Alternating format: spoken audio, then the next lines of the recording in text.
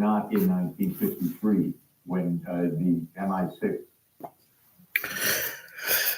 Good morning, my Teaser King family. How's everybody today? I am fine. I see we've invaded Iran. I think Trump's lost his mind. And the point is a regime change. Well, let's dig into that. What does that really mean? Is it really a regime change? Is it really a regime change, or is it the fact that the U.S. is broke and we need money, and the only way we can get it is to grab the oil in Iran? What do you think?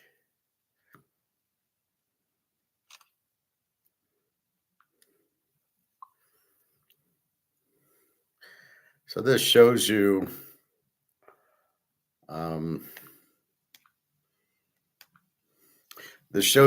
what this is what countries do when they're broke. Hitler, Napoleon, I'm sure you can go on and on, where they go to war because they're broke and to go steal the minerals, or in this case, the Iranian oil. So who's got oil? Iran. Well, we can go in and take it. And that will survive because we're $39 trillion in debt. And obviously we can't get out of it. And obviously we're collapsing. So this is a sign of bankruptcy, is when you keep going to war. So we're at war with Russia in the Ukraine. We're at war with Venezuela. We're going to be at war with Cuba, apparently. We are at war with Iran now. What are we doing? I mean, this should be about business, right? This is about free trade and business. And how did we get so far off track into now it's tariffs and now there's wars and we are broke? Well, let's see. We got George Soros to thank for that, where he wants the collapse of the dollar, and wars collapse the dollar. Napoleon, Rome, go down the list. Look at Hitler.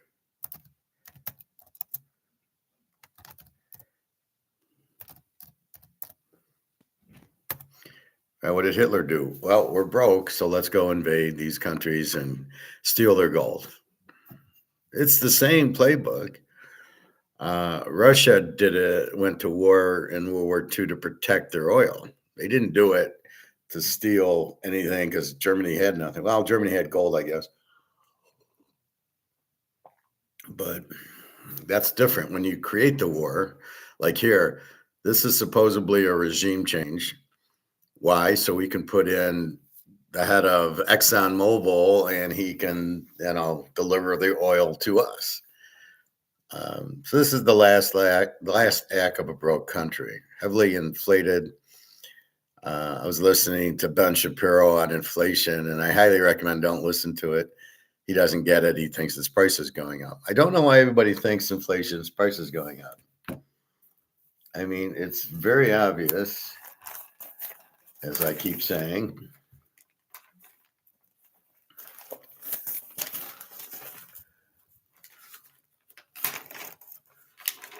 I can find my page. It's an increase in the money supply. It then creates a decrease in purchasing power. So it means your dollar's worth less. So therefore, the general price level goes up because you need more dollars to buy it. So Ben Shapiro starts talking about supply chain, and you're like, what does that got to do with anything?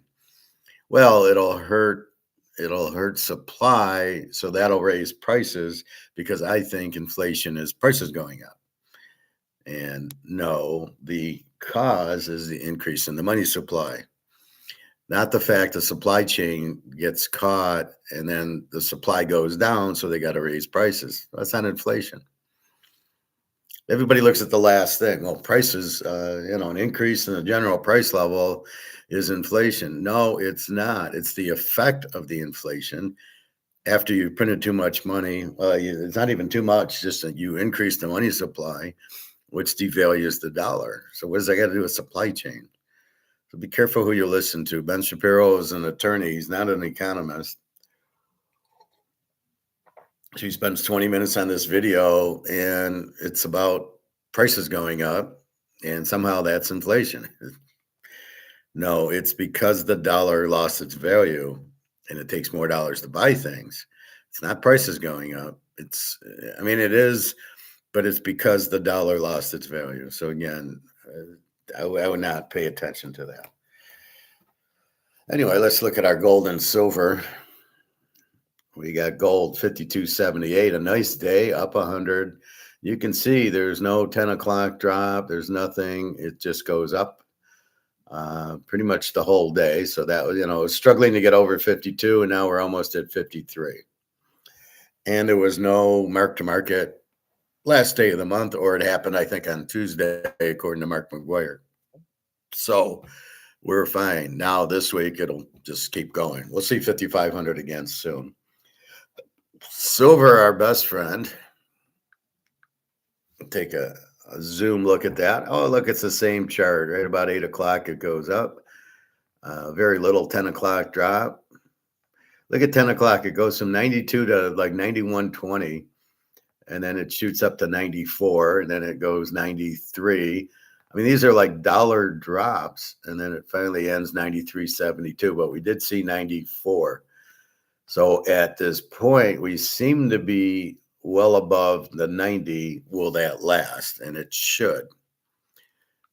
Now, Cart, you can pay your dad back and make some money on your own, but I don't recommend taking a loan out for gold and silver where you're going to pay back in a week. If you're going to do that, pay them back in a year, and silver will be, $300 an ounce. Okay, that makes sense. But this song and a dance of I borrowed it from him on Monday and I got to pay it back to him next Monday is just, that's beyond stupid.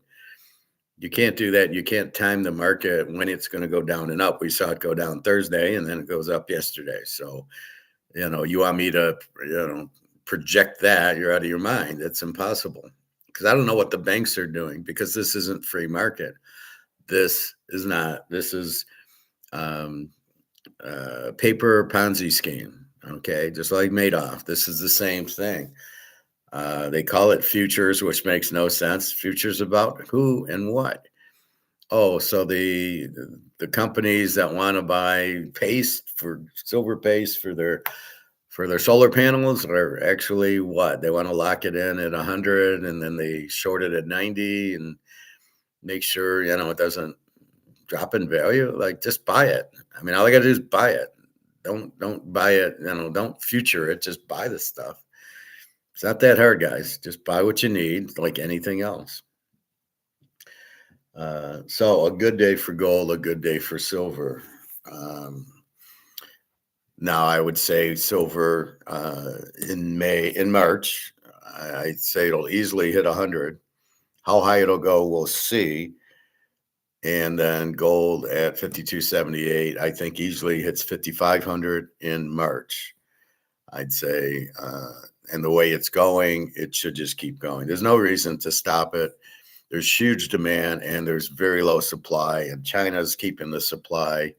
So you could maybe buy from China. They have a lot of gold and a lot of silver, but they're not selling it. They're punishing the U.S. for being bad boys with these tariffs. So, I don't get it. Let's see what Bitcoin did yesterday. And Bitcoin's at 64,000. So all you people in it at 120 going, oh, it's going to 200. It's going to keep going. It'll never drop. Well, you were wrong. It did drop. It went down to 64,000 because it's not real. It's paper. It's not a coin. I love when they call Bitcoin a coin. In what world is it a coin? It's not. It's air. And it's like a pet rock, right? You buy a pet rock and it's a rock. You buy a Bitcoin, it's not even real. Even to call it digital, I don't know that it's digital. It's air. It's not real. There's nothing there. So I don't know how you invest in Bitcoin. You've got to be the dumbest person in the world. You listen to Michael Saylor and Larry Fink and Trump, then wow, that kind of explains what you're doing.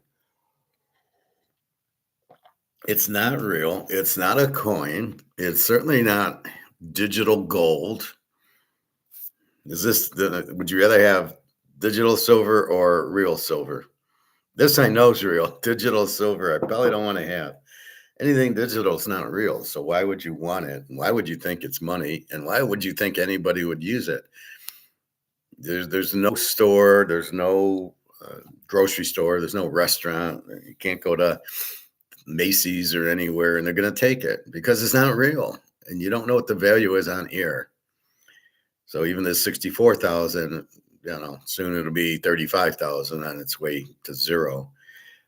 When the dollar collapses, Bitcoin will also collapse because it's priced in dollars. So there's really no price of Bitcoin, right? Silver and gold are money, so they have prices, but Bitcoin really doesn't have a price. If it doesn't really have a price, how is it 64,000? Oh, wait, it was 120. Yeah, you're right. How is it 64? And who the hell is going to buy it at 64 when you can buy gold at 5,200? Why would you buy Bitcoin at 62 or 64 when you can buy a real asset, gold, at 52? If, by the way, you can find it. I might go to the store today just to check out what's happening. He wasn't buying because he had just bought a bunch of silver when silver went down. So now the people that sold silver at 70, 72, 73 must be, just livid that now it's back to 94 and they go, shit, we sold it at 73. This is why you must understand what's going on. People that are selling their silver do not understand what is going on. This is not to be sold here. This is to be, you keep it here. This is wealth preservation. This is also, it's not really an investment, but you're going to make money on it because it's got to go up. So it's just, this is not guessing. Well, I think it's at its all-time high. I'm going to sell now. No, it's not. 120 is not a time to sell. 250 is not a time to sell. It's going to the moon. It has to. Because as I said, you print the dollar, it loses value and things cost more. You can't print gold and silver, so they can't lose value. They can never lose value. They go down, it's because of paper, these little options and derivatives. That's why it goes down, not because of the market, not because anybody printing silver or gold. There's no silver or gold mine sitting there with 1 million ounces, 1 million tons just waiting, and that would lower the price. I'm not sure that would lower the price. The supply would go up, but the demand's so strong, that's what it is. But right now we're fucked. We have a world where every country is printing their dollars to zero. Every country. The saviors of Rome are the BRICS because they are buying all the gold. So they will have the gold to protect, but they have to get out of their dollars. Like the Russian ruble, they have to come out with a ruble that's backed by gold. And so does China, and so does Japan, and all of Africa is going to do it, and Brazil, and South Africa, and Dubai, and Saudi Arabia. All these countries, their dollar is backed by gold. That's the strongest dollar. That's where to be. And oh yeah, we don't have any gold in the U.S. If we do, show me. All right. I don't understand people who, I'm sure there's gold in Fort Knox. Based on what? We haven't audited since 1954, 56, something like that. And somehow you're sure we have it. Yeah. What are you talking about? How do we have any? You're so sure. Based on what? What are you talking about? So keep that in mind. We don't have any gold in Fort Knox, or prove it to me. Show me the gold. And if we have it, fine. Right now, I don't believe we have any because Mark McGuire and Alligator and Egon said that we don't. Based on their sources, I believe there is gold in Fort Knox, but it's not owned by us. It's owned by the Chinese. We sold our gold because our idiots in charge thought it's not worth anything. It's a pet rock. So why do we want it? And and it really wasn't worth much. But again, it's all COMEX keeping the price down. People don't understand that. They well, look at the price in the 1980s and the price in the 1990s, and it's all price fixed. What the hell are you talking about? You can't possibly get a real price or do any type of trend analysis or charting from the 1980s, 70s to 2020. You have no idea what the hell the real price of gold. We're watching it. Tell me the real price of gold. I mean, is it this 51.83 or is it 52.53 or is it 52.78? What's the real price? Why is it moving so much? Well, it's options. Then we don't know what the real price is. Same with silver. 93, so we went from 94 to 93 and then 92 and then it went back up to 94 and then it ends at 93.72. What's the price of silver? You have no idea because it's paper, it's options, it's bullshit. It's got to be the real physical. So Bitcoin is not physical gold. I don't know why anybody thinks that. That's just Michael Saylor trying to scam everybody. He's just a scammer. He's one of these blood-sucking Mark Zuckerberg, Bill Gates guys who's just painting a picture. Hey, my Bitcoin is going to go up. It's limited to only 21 million pieces of air. Here's a Bitcoin, and there's only 21 million of these. There's nothing in your hands. Oh, these are Bitcoins. Can I see one? Well, no, we don't have it. They're really not real. There really isn't a Bitcoin. You can't see it because there really doesn't exist. And it's not even a coin. It's digital, which is generic for what? Well, it's a digital what? Digital coin. Why? Maybe it's a digital cow and a digital horse and a digital Canadian club. I mean, what the fuck are you talking about? Digital. So by making it digital makes it real? Really? Okay. So anyway, and then the people are so brainwashed. There's one guy when I go to Toyota, one of the salesmen, and he he kind of pissed me off last time. So after explaining gold and Bitcoin to him, he's got a lot of gold. He says, "Did you sell your Bitcoin?" He says, "No, I didn't sell it yet." And he was kind of rude to me. I told him to fuck off then. So now that he lost half his value in Bitcoin, well, it'll keep going up. I don't understand how you can have gold and Bitcoin and then how you can be so brainwashed by Bitcoin thinking it has a value. It's not real. Well, it's money. It's not money. You cannot eat out with it. Or maybe there's one store that'll take it. I noticed JM Bullion. I was looking at the silver prices or SD Bullion, and they would take Bitcoin, and it shows you how stupid they are. Why would you sell gold for Bitcoin? In what world?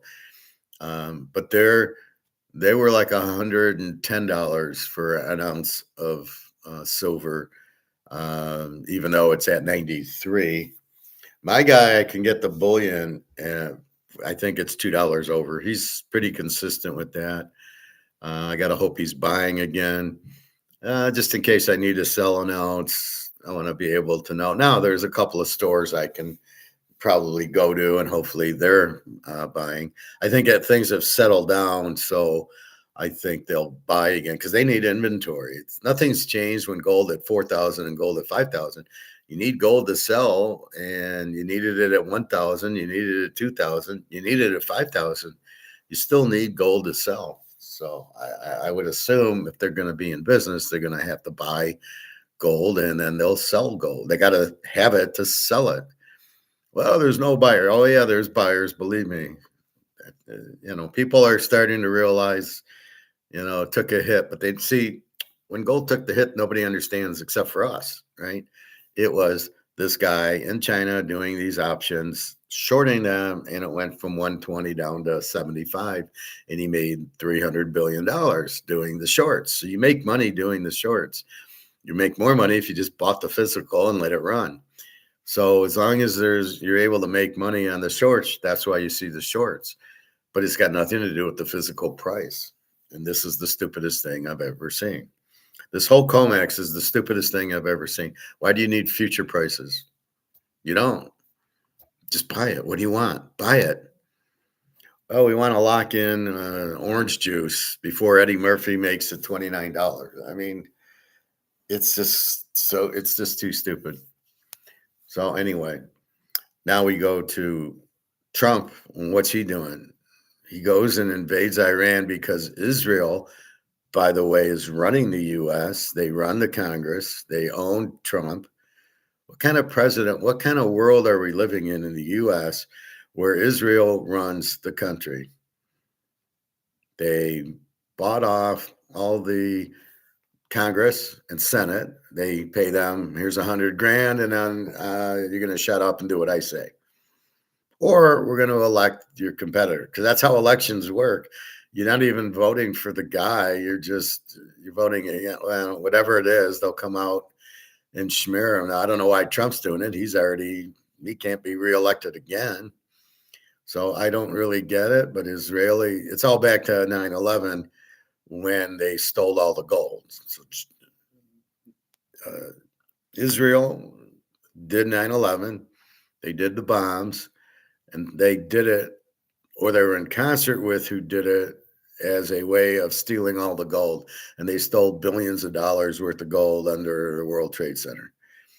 And now they have all the gold, and the gold's gone up, and now they bribed all the officials.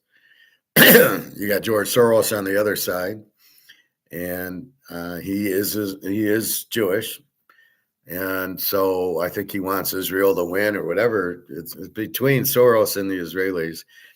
I put Soros as the ringleader, and so he's bought all that. So he goes to Trump, we're going to invade Iran because they're an enemy of Israel, and Trump does this, and it's just amazing. Now, I think we're doing it. We want a regime change because we want to get the oil out of there. But same thing with Venezuela, a lot of oil, and Ukraine, a lot of natural resources. Now, instead of doing business with them, we're actually doing it. Now, what you don't see is Russia and China are backing Iran because they deal. China buys a lot of oil from Iran, and Russia and Iran do a lot of business where they've actually created this currency where they can trade back and forth and not use the dollar. So are they going to just sit idly by while the U.S. Wants this regime change? I don't think so. Now, I don't know what it's like in Iran. I'm not running there anytime at all, anytime soon, anytime long. But all I know is they have a lot of oil, and I know we're broke. And this is proof you're broke. When you start going to war with Venezuela and the Russia and here, you're broke. Because if you're not broke, why are you going to war? Napoleon did it. He was broke. I remember I said they had it, and then he took them back on the gold standard. But when he came in, they were broke. The Russian Revolution, Les Miserables was out there. So what are you doing? John C., hello. Did they steal planes in 9/11? I don't know. You got to ask yourself, where was our F-16s? How come they weren't in the air? Especially after the first one hit. Where was the F-16s for the second one? To let the second one hit, and you notice the demolition. But it was all, I don't know. Again, that I can't answer. But the planes didn't cause the buildings to collapse. That's just a wives' tale. Then you do believe in Rumpelstiltskin and turning straw into gold, right? Did Rumpelstiltskin really do that? See, that's the thing. Who knows? Who cares? But the planes did not cause the buildings to collapse at all. It was a demolition. You could see the puffs of smoke and the building collapsed like that. That's a demolition. There was no way that building would have ever collapsed if it was just a plane hitting it, because there was so much steel because of all the high winds that if it did have a problem, it would only have gone down one floor. It would never have collapsed. And by the way, there is a bunch of gold underneath it.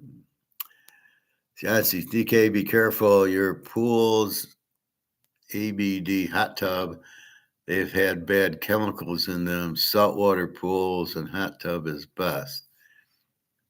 Well, I know there's chemicals in the hot tub. Uh, yeah, I don't know what chemicals they have in there. They're always checking the chemicals, and if it gets too high, they close it down. But yeah, I don't know where a saltwater pool and hot tub, you know, I don't know where that is. Maybe it's in Florida or somewhere, but I don't have that option. So I need to swim, and it's hard for me to like walk 2 miles. It's easier for me to swim for 40 minutes and do my stretching exercises on my back and then take a nice hot tub. So although yesterday the hot tub sucked, it was cool. Anyway, so 9/11 was a gold robbery. Right? Again, where was the F-16s or F-18s or whatever the hell you want to call them? Where were they? Why weren't they there? So you're going to let a little plane crash into the Trade Center? Really? What security we have? And Bush was the total lackey. What an idiot he is.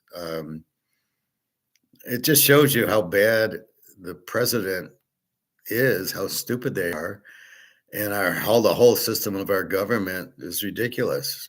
I mean, look at Trump. This is the best economy in the history of the world. We owe 39 trillion. How can it be the best economy in the world? That's like saying GM, Ford is the best company in the world, and we look at their balance sheet and they're not making money and they owe $39 trillion, and you want to call it a great company? It's insane. And so Trump bragging how he ended all these wars. He never ended the Ukraine-Russian war. By the way, that's U.S.-Russia. And now he's got, I don't know what we're doing in Venezuela. I mean, you never hear about that because all we did was take the guy for a vacation.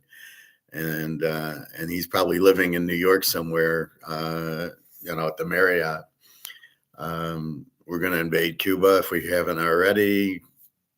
They're bankrupt. And now we're in Iran, and we're trying to get a regime change for the oil, but they don't tell you that. We're all, and it's all because Israel runs us. So Israel is the one who wants Iran. Cuba, I don't know what you're wasting your time. And the big thing is we don't have a military. We do not have an army. It's depleted.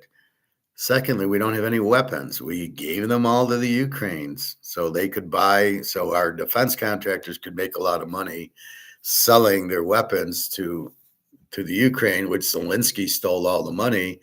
He's got like $1 billion in 2 bank accounts, Zelensky. That's the war, right? And by the way, probably so do half of the U.S. people involved in the war have billion-dollar bank accounts based on that. Again, these wars are just ridiculous. It's just a facade. Is there even a real war? Russia has totally destroyed Ukraine, and yet Ukraine won't surrender because MI6, James Bond, and the CIA want the war to keep going. It's really the British against the Russians, to be more blunt, than the U.S., but the U.S. is also there, as is Israel. The Mossad is also those three playing to in Ukraine to keep. I think they're just trying to keep the Russians busy and hopefully go broke because wars are expensive, but apparently not to us. And people who say, well, you can just keep printing money, oh, we got the money, we can just keep printing it, are fucking idiots. I heard Mark McGuire say that yesterday. I almost fell off my chair. What do you mean we can't just keep printing money? Theoretically, we can keep printing money, but it isn't worth anything. And how do you not understand that, Mark? I was shocked by that comment that we could keep printing money like there's no problem. Yeah, we have a printing press, but geez, Zimbabwe kept printing money, and Venezuela kept printing money, and Germany kept printing money. In Germany in 23, they printed trillions of dollars of Reichsmarks. How did that end up? We needed a bigger wheelbarrow. It didn't make the value go down. It just made the value drop to zero. So that's the key to it. So this whole thing, Trump, it's very expensive to go to war. You've got your equipment, and you've got your missiles, and and things like that. You've got the planes flying over there. You've got boats there. All this maintenance is very expensive. Um, I don't know how you fight a war and not have soldiers there. There's no soldiers in Iran. How are you going to win the war? So they go hide in their caves, and we bomb. And it's like Vietnam, and it's like Saddam Hussein, and you don't hit anything, or Bin Laden. They're all in caves, and they're all underground. And the Nazis were like that too. They had a lot of undergrounds. If you watch Hunting Hitler, you'll see how many tunnels the Germans have in Argentina and in Germany and in Spain and all over. They did a lot of tunnels, and they, a lot of storage, a lot of food there, hid their gold and silver there. So again, we're there doing what? This is the best way, is to have a war to get rid of the things. Well, why not just send Ethan Hunt and Mission Impossible there and have them take out the leader? Why have a whole war? Why don't you just send the IMF there and take out the leader? If you want a change in leaders, why don't you do that? Why are you going to war? Same thing in Venezuela. Why didn't we just send the IMF to Venezuela and take out the leader, or kidnap him home, or Cuba? I mean, why do we have a whole war when we could just simply send in the SEAL Team 9 and Steven Seagal and Chuck Norris and these guys, and have them go after the leader and assassinate him? Why are we doing this whole war thing? What is that? And the U.S. is not the strongest. Russia's by far the strongest army. China's not too bad, although they don't have that. They got a lot of people, but they're not a really good army. Really corrupt. China's very corrupt, as is Russia, as is the Ukraine, as is the U.S., as is name a country. Right? They're all corrupt. And so the U.S. just keeps printing money like, it's not worth anything. As I said, increase in the money supply decreases the purchasing value. So if you're printing all these monies, to go to war, or to get supplies, or to get ammunition or something, the value of the dollar drops. You can't print and print and print and think it doesn't drop. What do you think Napoleon did? What do you think the Romans did? They took the gold and silver out of the coins. What do you think happened? And it was very corrupt. I don't think there's a good system of government that you could have. I don't think we should have government. I think there should be little branches. Okay, this guy's going to print the money, and this guy's going to keep the law. Well, really, all the law is just have a rule book, have the Constitution. This guy, so we're going to have a little law department there for the Constitution, and judges have to be impartial, which they're all corrupt now.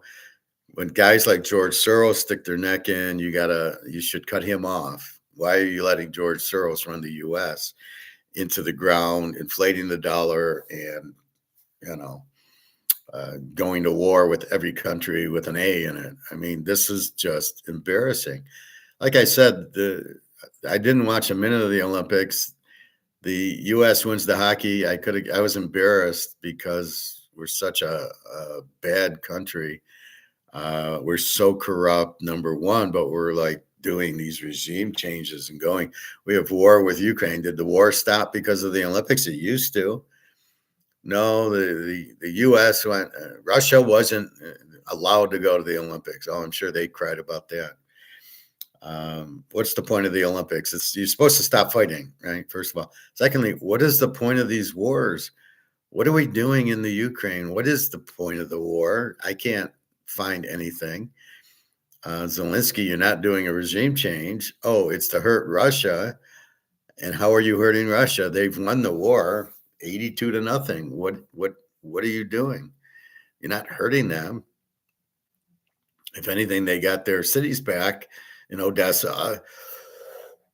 and Donetsk and Kharkov, Crimea. So they took back their 4 cities that were Russian that somehow they lost, but they got back.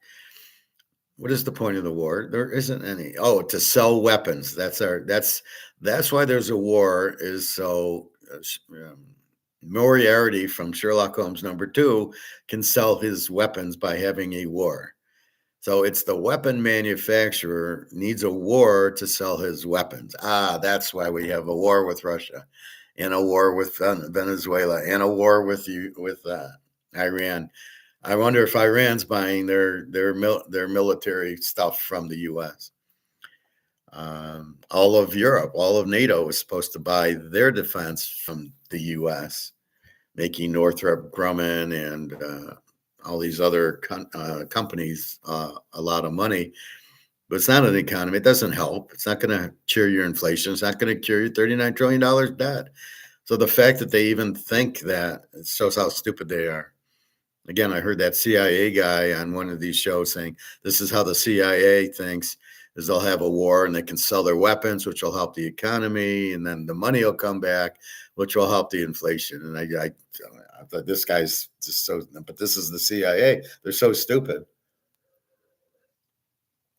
Once you print the money and it's worthless, the game's over. That's it. You printed the money, the game's over. It's worthless. You can't bring it back. You can sell everything you want. Doesn't help the economy if it's one thing, and it's not, war's very expensive. So we're printing a lot of money, which the value is the dollar in the first place. So what Trump's doing, the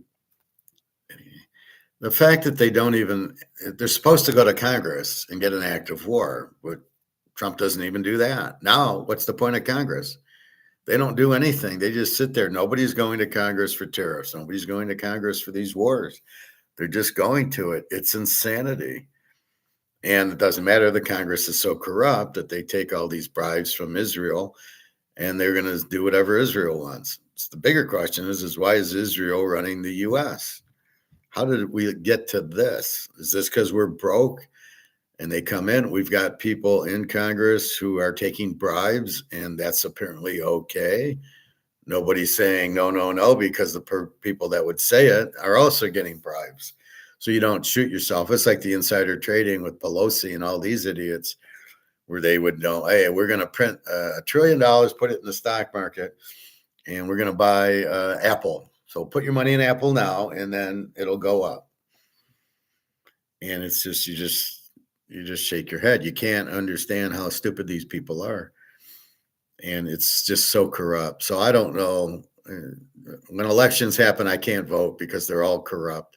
I was at Mercedes and my boss said, you can go vote today. And I go, I don't vote. She was surprised. You don't vote? And I go, it's all corrupt. Who am I going to vote for? Corrupt A or corrupt B? It doesn't matter. They're all on the same team. They're all taking the bribes. And in my mind, this government doesn't work. You got to get back to the Constitution, which they don't use. You're not supposed to have a central bank, which we do. You're not supposed to have money not backed by gold, which we do. So what's the point of the Constitution?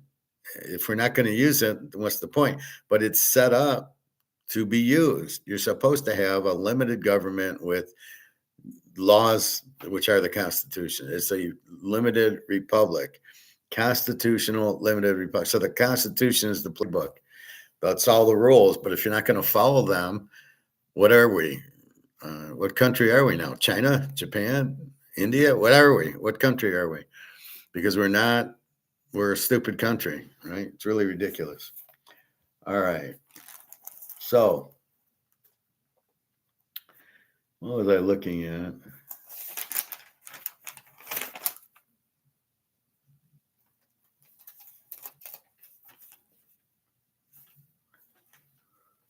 I think we talked a lot about history and who's number one, the French Revolution, Les Miserables.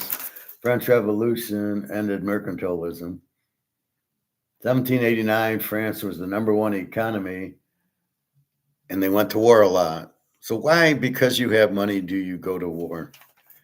It really doesn't make a whole lot of sense. Napoleon comes in after. He does put him on the gold standard, but he went to war, lowered taxes. So I'm going to read again the 5 reasons. All right, so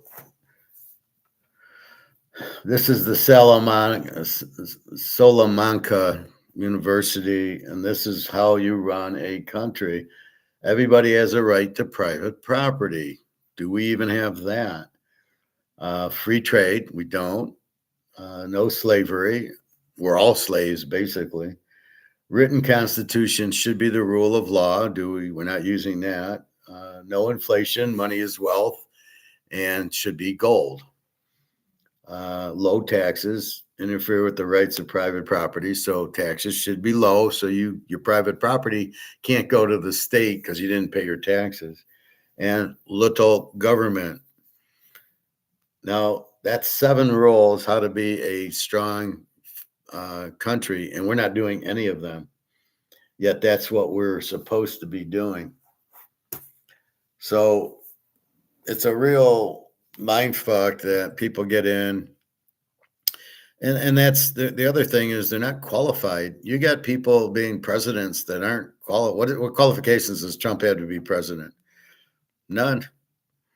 But he gets voted in, not like if you want to be the head coach of Kansas City, the owner has to and the GM interview you. And they say, yeah, Andy Reid, he's okay. He choked a lot at Philadelphia, but if we get Mahomes, he'll be okay. Without Mahomes, he stinks, but with Mahomes, and that's what happens. And we don't do that with the freaking president of the United States. It's how he looks on TV, and people vote for him. And it's half the time not even a good election; they're fixed. I mean, how did Clinton get in there? Jesus Christ. Obama. Well, I mean, look at the pigs we've had as President Bush Jr. The only good one was Reagan because he was free market. Bush, read my lips, no new taxes. What you do? Taxes. Why are you taxing us? See, and it's all because the government spending kills you. And that's the problem. So you have, they're not economists, and then they hire like an economist to come in, or, like, who did Trump bring on? That one guy, Scott Simpson, brings him in, Bart's brother, to be the Secretary of Treasury. He's a George Soros guy. And, we're fucked. They'll talk about gold, but they won't do anything about it. And the dollar keeps losing, and it's 36 trillion, 37, 38, 39, 40. You got to pay interest on the debt, and you're just fucked. And so this is the problem. You're in a big problem with that. But they don't know what to do. So they go to advisors. So, the government's too big. Because as I say, you can't afford it. Again, we own the ice cream shop. And we have 20 guys working, but we're not selling enough ice cream to warrant 20 people working. So what do? Oh, let's raise the price like Vegas would do. No, that's not going to be the answer. We'll have even less because there's competition. They'll go to other ice cream stores. Because if I can get a sundae for $5 and you're selling it for $8, I'm not going to go to your store. I'm going to buy 5, or I'll go to the grocery store and buy the tubs. And that's another thing I was watching on YouTube, where you got to be careful in the ice cream. These people keep putting these chemicals in the ice creams, in the food, high fructose corn syrup, and you got to be careful with it. So it's really hard I don't know what you eat. I mean, I'm eating broccoli and cauliflower because there's nothing in them.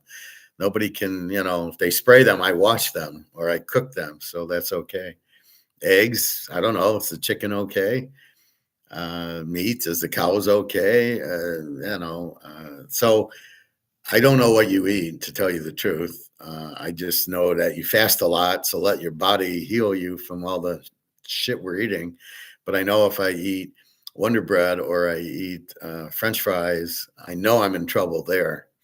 So that's a big thing. John C., who do you think will be a good president? Do you think Jesse Ventura? Well, I think a guy like Jesse Ventura who comes in and won't take shit and won't be bribed, but then he can't win because he needs the money to win. And if he's not backed, he won't have enough money to do it. But a guy who won't take crap from anybody, like Trump is listening to the Israelis right now. That's why we're at war with Iran. Why do we want to be at war with Iran, which is basically dotted line China and Russia? So we're at war with China and Russia now. Really? Now we're just trying to do a regime change. So I'm sure he called Putin and Xi and said, hey, this is what we want to do. Do I have your blessing? And I don't know. But China needs the oil, and they get 30% of their oil from Iran. So I'm not too sure they're happy. They don't want a regime change. So why does the U.S. want a regime change? So we can steal their oil, just like putting Zelensky in the Ukraine it was friendly. So he would do what we tell him. And MI6, and Britain's also broke. I think the underlying factor of all this is all these countries are broke because they're printing this, which devalues the dollar. So the dollars are worth nothing. And since it's the same way here as it is in the euro, as it is in the British pound, China, Russia, Africa, Saudi Arabia, pick a country, Argentina. Since that's the problem, that's one of the reasons you have the war, because their money is worthless. So they don't know what else to do. So they go to war as a means to steal the oil, to steal Hitler, right? He went right to the central banks and stole the gold. And that's what Trump's doing. He's using the Hitler playbook, and he's going to these rich oil countries to steal their oil. I mean, it's just unbelievable. But Russia, and who owns the oil, and China, who wants to buy from them, both want Iran left alone. They're not, this is where we get the oil. So that's a big problem. So I don't know that the president thing works. It didn't work in Rome. It worked for a little bit, but then it went away. What was the Roman Empire? I read that yesterday.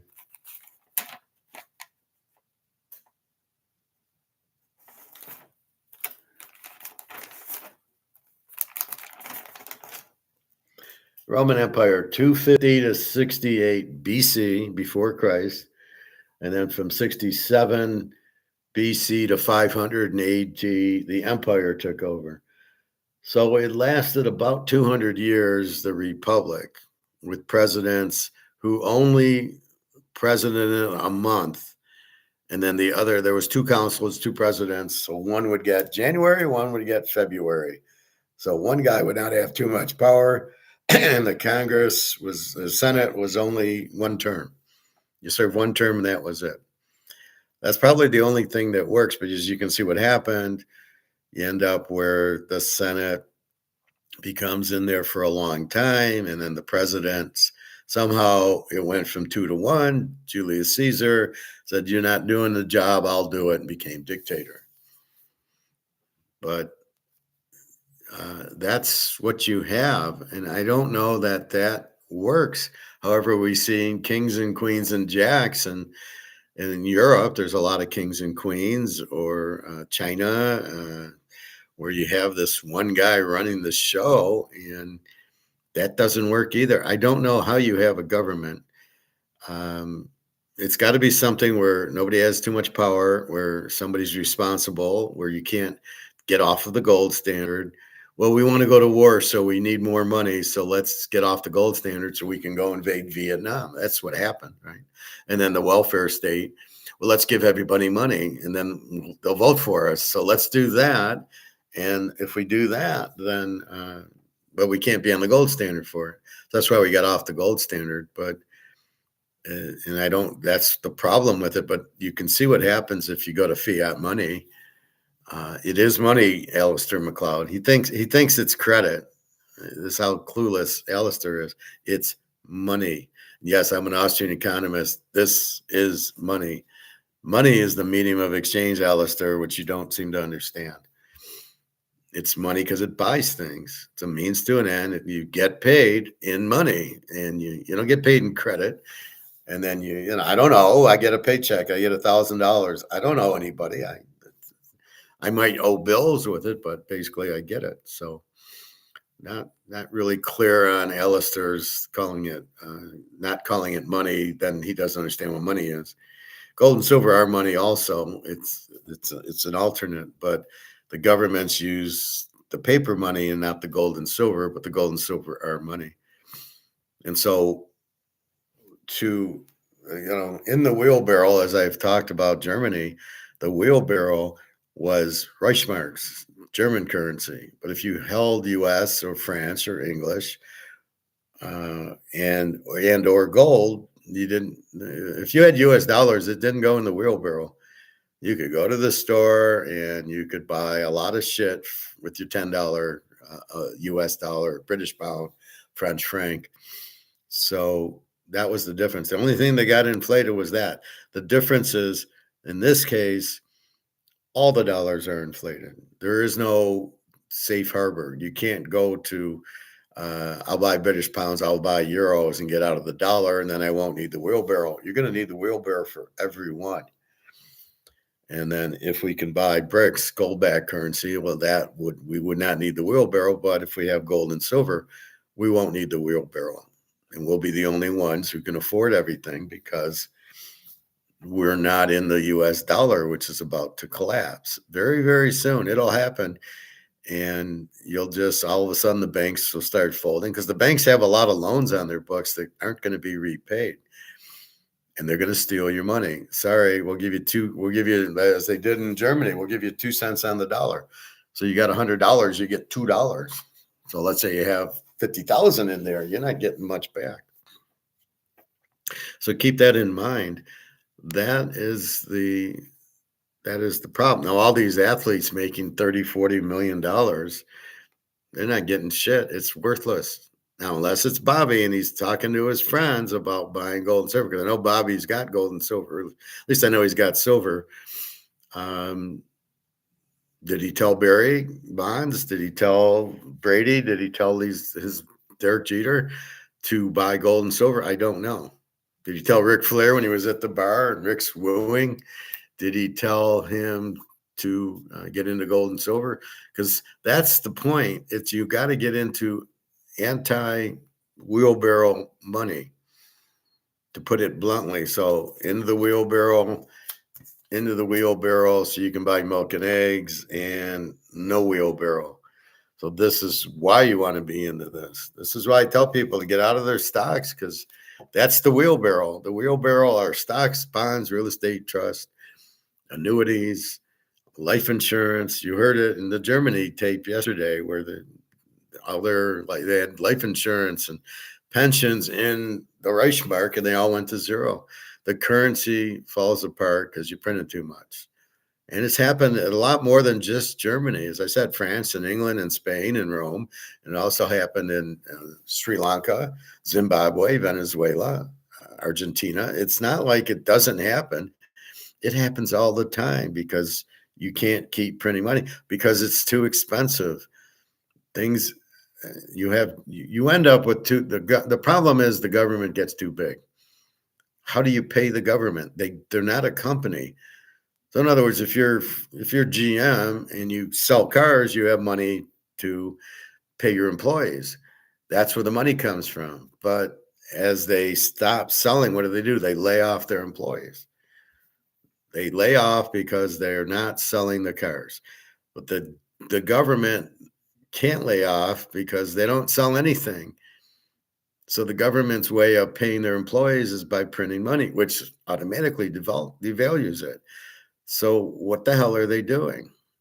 So this is why the government, you need some business people in the government to explain, hey, Charlie Brown, you got to have gold and silver. You can't have dollars.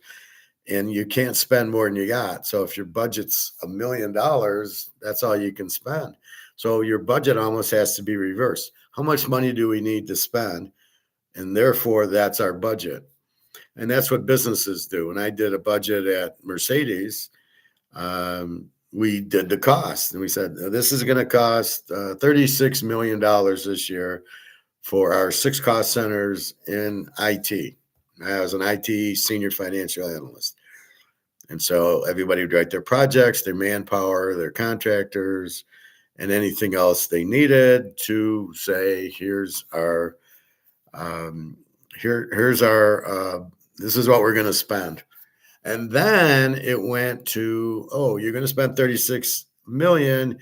Do I have enough revenue to cover that? And if I don't, you got to cut. Sorry, you can only have 32 million. That's all we can. That's what we see. So really what you're doing in a company is you're looking at sales. For this is how much money we can afford to have a budget for. So you have the budget. If the budget's 40 and your sales are 36 million, you have to reduce your expense down to the 36 million and hope that it comes in at 36 million. And that's why you reforecast. So as the year goes along, if you see you're not going to hit the 36 million, you start laying people off because I can't afford you. But does the government do that? Not a chance. So you have all these departments and all these government employees, and where the Defense Department, where are you going to get the money for all these weapons? Oh, we'll start a war in Ukraine and we'll get money that way.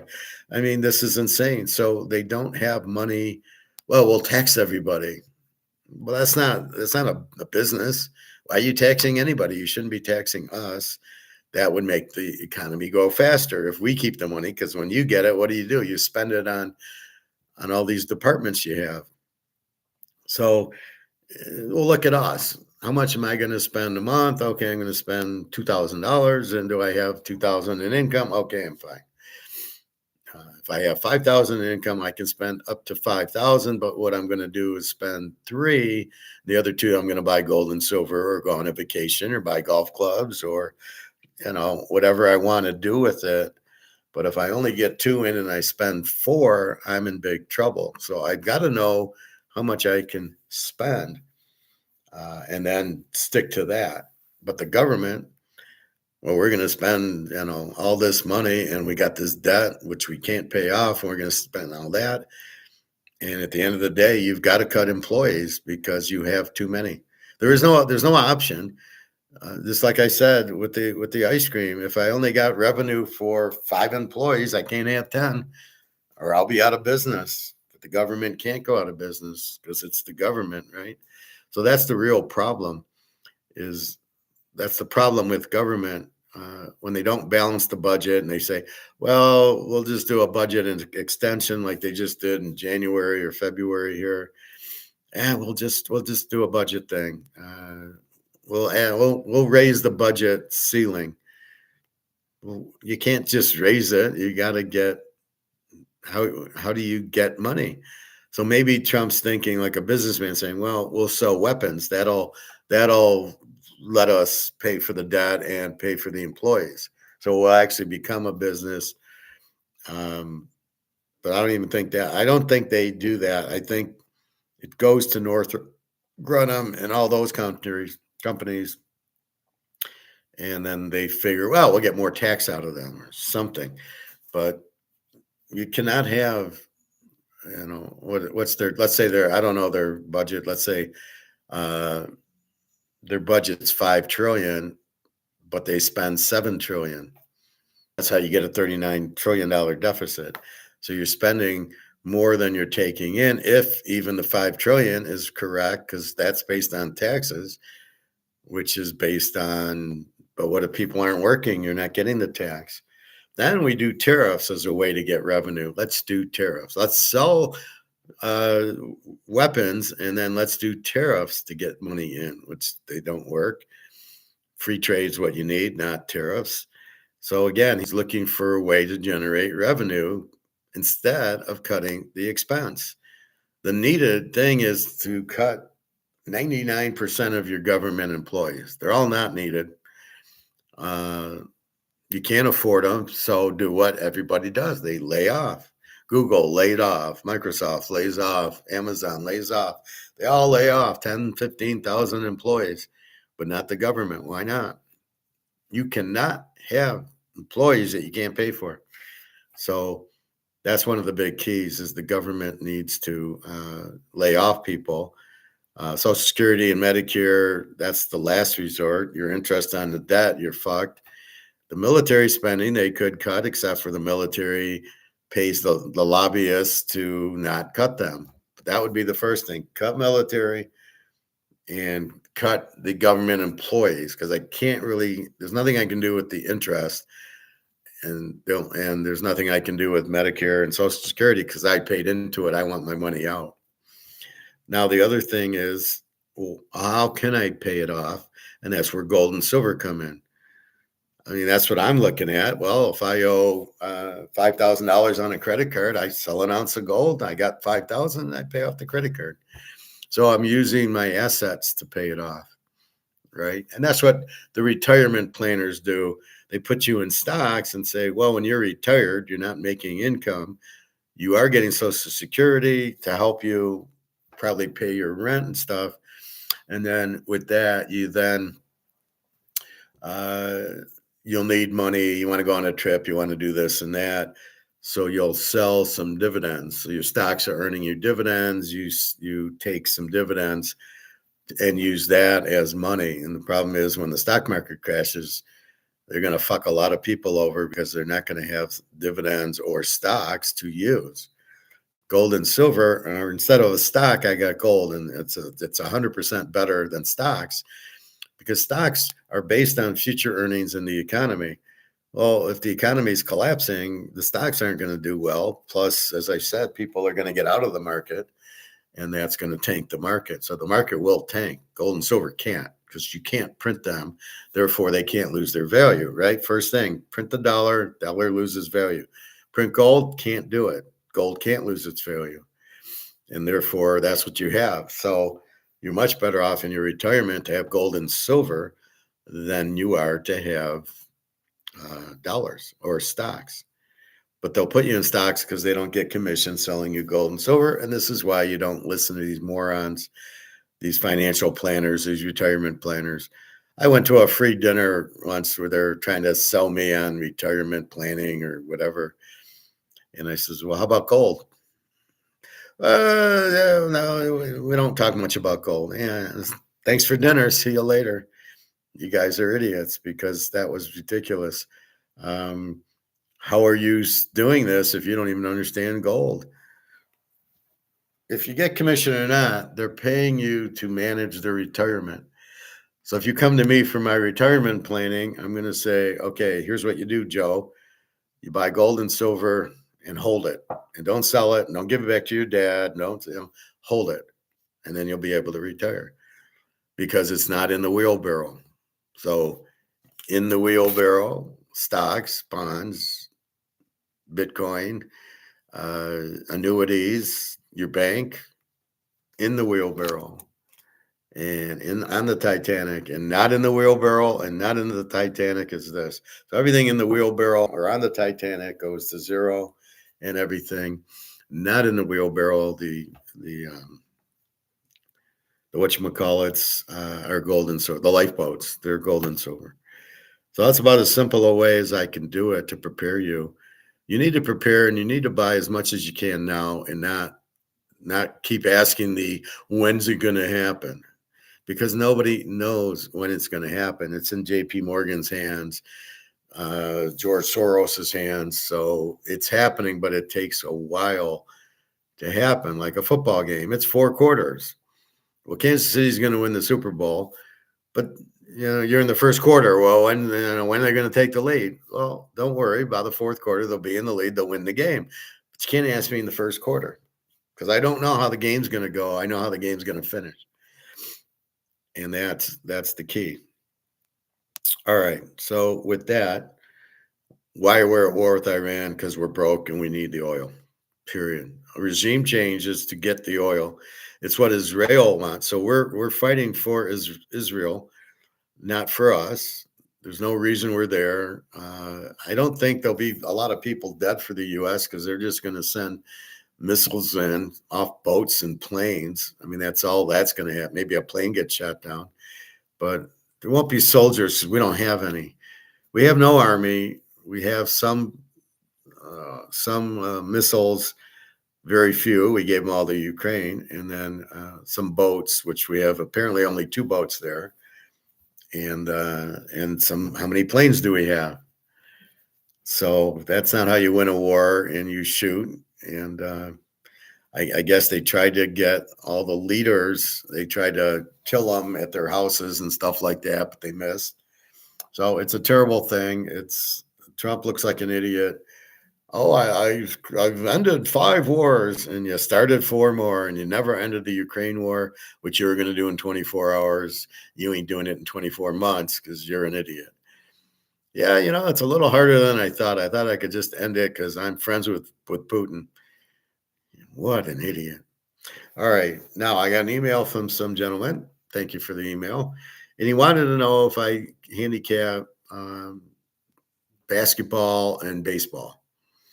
I do handicap both of them, but I'm an ace at football. Football is my thing. I know how to do that. It's once a week. Basketball, I avoid because I don't have all the data. It's too much time because it's in the middle of football season, which I'm focusing on that. But the problem with basketball is these guys doing load management and sitting out games and resting and faking injuries and betting on themselves to not score. There's too many variables there that are bullshit. It's too much fixed.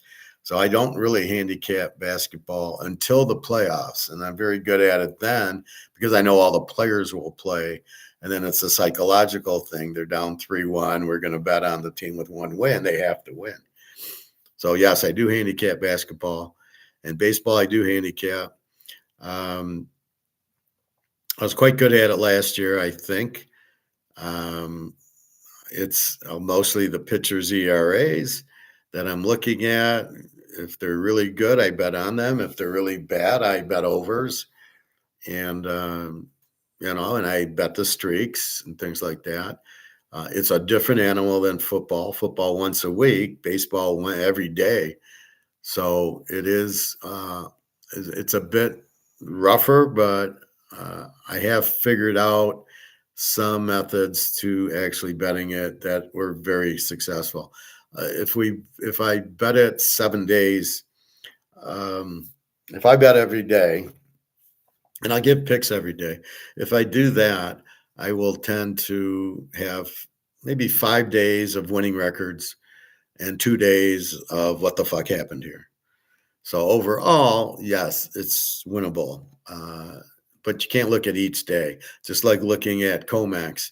You can't look at the price of gold every day. It's going to go up. It's going to go down. It's the nature of options. If it gets too high, they short them. If it gets too low, they go long. And now I don't know what's going to happen Monday because silver went up $6. So I'm afraid, but it should go to 100. Again, there's no supply of silver and huge demand. So the price should be $200 an ounce by now. And the same thing with gold. But with baseball, again, I don't know. You bet on who's the best pitcher, this Skubal on the Tigers, but he only pitches 6 innings, first of all. And he'll probably he doesn't really do a lot of unders. Because the bullpen comes in and it's so bad that they end up where it's 2-1 in the 5th inning and the 6th inning. He goes out and it ends up being a 7-6 game because the bullpen stinks. So baseball is very unique.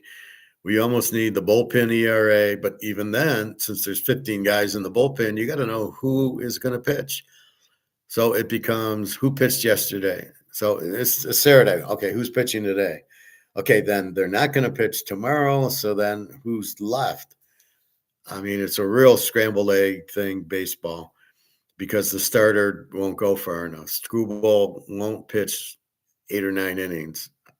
I wouldn't pay the guy $4. Forget 40 million, 32 million. I wouldn't have paid him. I'd say go work at the ice cream shop. I'm not paying you. They don't need him. They don't win with him. And in the big games, he quits after 6 innings. So I really don't see when you pay somebody 32 or 40 million dollars, you expect him to pitch 9 innings like Scherzer, pitch your heart out and just keep going as long as you can. But I need you for 9 innings. Jack Morris pitched a 10-inning World Series game. You needed him, he comes through. But not, Maddox and Glavine and Schmaltz and those guys. You couldn't pull them out. Koufax, Bob Gibson. You think you can get Bob Gibson out of a game? My God. So you need guys that want to win, that are winners. And Scooble's not a winner. He's a loser. He's in it for the money, and it shows. Oh, I can't go. I pitched 6 innings. I'm done. Really? Okay, here's an apron. There's a grocery store next week. Why don't you go work there? Because then they only work 8 hours a day, and you get to pack groceries. Why don't you go there? And I used to do that when I was 16 years old. But I mean, we would go play baseball and football just to play it, in the summertime. We would never say, oh, you know what, gosh, that's it. I can only play for 2 hours. I got to quit. We never quit. You played. It was great. Especially baseball, softball, whatever. Golf, you're out there all day. I mean, it's insanity. The guy quit in a playoff game, and you want this guy in your team. So that's why I would not play him. I would just sit him, and when you're ready to pitch 9 innings, let me know, and then I'll play you. Until then, you're no good to me, so I don't care. And quit babysitting the guy. It's embarrassing that he's on the team, and it's embarrassing that he goes 6 innings and quits in a playoff game that was for the series. I mean, that was ridiculous. I was listening to this radio host yesterday who's a freaking Nazi. He censors the text messages. So some guy texted, I guess the Lions, Terrion Arnold's having court problems. And people saying, well, he stinks anyway. And he starts censoring it. Well, don't say that. You don't want to say that. Why not? It's freedom of speech. If somebody comes in with a comment here, I'm not gonna censor it. I might not talk about it, or I might say something else. Like I told Carr to, don't borrow from your dad for a week. But he actually turned Nazi and censored the guy, and don't read that kind of stuff, bad things on Terrion Arnold. He does stink. It's all PIs. It's all pass interference. I hate when they call it PI. Call it pass interference. So it's all pass interference. He doesn't do anything. He's always hurt. He's an idiot. Well, he's from Alabama. What do you expect? But I didn't like the censorship. Okay, Joseph Goebbels, Kyle, that really bothers me when I hear, and especially this host, he, I don't know, he thinks he's smarter than he is, and he doesn't know half the shit. But if you disagree with him, he yells like Hitler. No, kill him. He disagrees with me. I mean, what a loser this guy is. And it's very frustrating. I got very upset hearing him censor the guy. If the guy thinks that Terrion Arnold sucks, which I do also, that's my opinion. Who the fuck are you? You're a freaking radio host. You're a loser. That's the best you can do is be a radio host. Oh, you're entertaining us with your stupid opinions and your bullshit. Whatchamacallit? Your bullshit. I don't know. What did I just say? The censorship. So you want to censor people, and you think you're a big dude because you censor people if they don't agree with you. Okay, Mein Führer, keep doing that. Oh my God. And I love how he says, I want to hear from the people. You know who said that? Hitler said that too. This guy's like a Nazi. I'd be very careful. I don't call in. I know they listen to me because they use my picks a lot. And some of the things I say they use. So I know they listen, but they don't have the balls to come on and make a comment.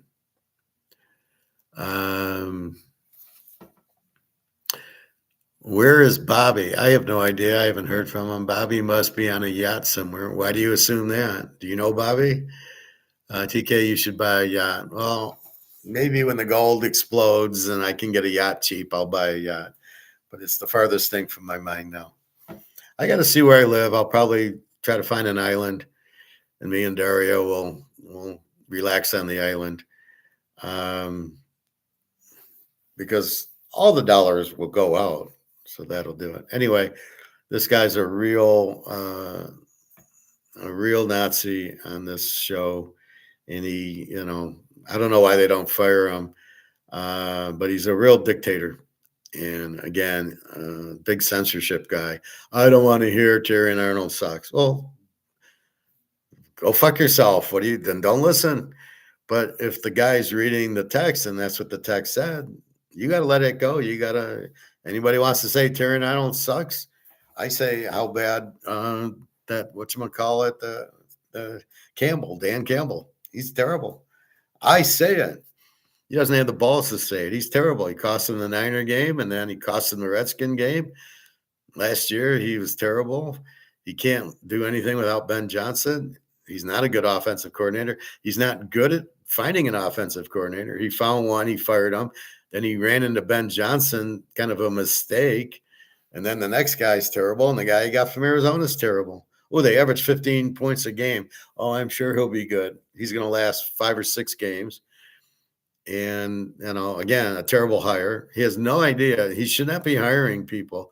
He doesn't know what he's doing. The GM's terrible. The draft, they don't know what they're doing. They're signing these guys early and paying $30 million. The whole thing's a joke. Who is that guy, TK? He's on the afternoon show. Some Mike guy. He's on the afternoon show. Real Nazi. Who's censoring their games, TK? I don't know. What do you mean? Who's censoring the games? They're fixed, but I don't know who's censoring the games. I don't think they're being censored, but this is a radio guy listening to text, and they say Terry and Arnold stinks, and he's like, oh, we don't want to play that. Yeah, we want to hear it.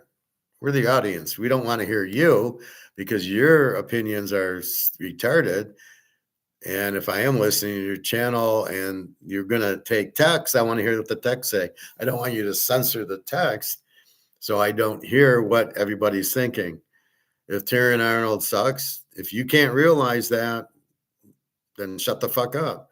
What are you doing on the radio if you're going to censor people? This is not Nazi Germany. We've been there, done that. Oh, he not reading all the text. Yeah, that's what I said. So the texts come in and he chooses which one to read and which one not to. And just like, Joe Goebbels censoring. Oh, no, I don't want to hear. You're arguing. You're against the Hitler. You're against the Führer. So, yeah, we're going to kill you. That's what he's doing. And it's just it's disgusting. But again, people like me who know what they did in Germany will be disgusted by it. These people now are a bunch of idiots, so they probably won't know. Oh, let's just say things he likes. And then he like yells at people. He gets all mad when things don't go his way. He's like a 5-year-old, basically. I don't know what he's doing on the show. He's a terrible host. Oh, Johnny, what do you think? Oh, but you better agree with me, because if you don't agree with me, I'm going to yell at you and hang up on you and censor you. And you're like, I would never call into the guy. I mean, he's terrible. Real bad thing. All right. So yes, I do handicap baseball, but I normally do it in class. I'm not charging for it. I might start charging for it. And I do every game, which I'm going to cut back on. I think I started cutting back near the end, where I just picked, okay, let's forget these 5 games and let's just pick these 5. And I was getting very good at it. And then in September, football started and I dropped it. So it goes till August. we'll see. But I'm starting to get the hang of betting baseball. I know the one thing is if you have a good pitcher, nobody's hitting Koufax, nobody's hitting Bob Gibson.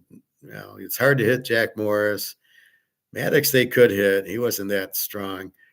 Tom Seaver, you couldn't hit. Nolan Ryan, you couldn't hit. So when you get those pitchers you can't hit, that's who you want to bet on. Then you got a bunch of shit pitchers who sometimes give up 10 runs and sometimes they lose 2-0. And you're like, the guy's got a 6 ERA and it's 2-0. So you try to keep an eye on that. Is the pool open today for you? Yeah, I go to the club. It's open every day. Well, it's open every day except for even last weekend, it was the lap pool was closed for this tournament, but the regular pool was open. So I did the little circle with the whatever you call it, and I did the hot tub, and I couldn't do my running. So I was really happy Monday. I said, "Oh, I'm so happy I can run in my lane again." So yeah, no, that was some. I don't know why they have tournaments there, but that was a tournament, and then that's it. Is that D? No, this is what. I love these ads. Well, if you spend 100, you get back 20. That's the biggest scam of all is when these money back things on the credit cards. So you think, oh, I get $20 back. Yeah, you had to spend 200. It's not good. Well, I go to the grocery store anyway. Yeah, but you're probably going to spend more because you're trying to get the $20 back instead of spending the 200. So people don't get that. Anyway, so yeah, baseball, I do handicap. I'm pretty good at it considering it's a very difficult thing because it's every day. And, I do locks, and the locks are a good pitcher against a weak pitcher or two good pitchers going under, two bad pitchers going over. And I will lock it. I will bet streaks, but it's every day, and it's just very hard to be consistent. Not for me picking, but the players to even play well every day, 162 games. So that's a problem. Basketball, like I say, I do pretty well in the playoffs when I see a game. And again, I don't know the teams. So it's really hard. And then you get this load management, which you don't have in the playoffs. I would not think so. Was LeBron James going to sit out? I hate LeBron James. Anyway, that's what you got. So yes, I do both of those. No hockey. And then really I'm concentrating on football. So that's why about September, I switched to football. Football is once a week, so I can study the games inside out, and I know the players, and I'm watching every game on YouTube.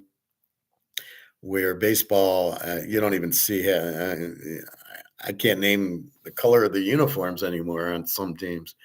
So yeah, it's harder because it is every day, and it's finding time to look at it, but it's also finding time to at least the pitchers I know if they're injured, because all of a sudden I'll see Joe Smith with a 0.0 and 0.00 ERA because he's never pitched before.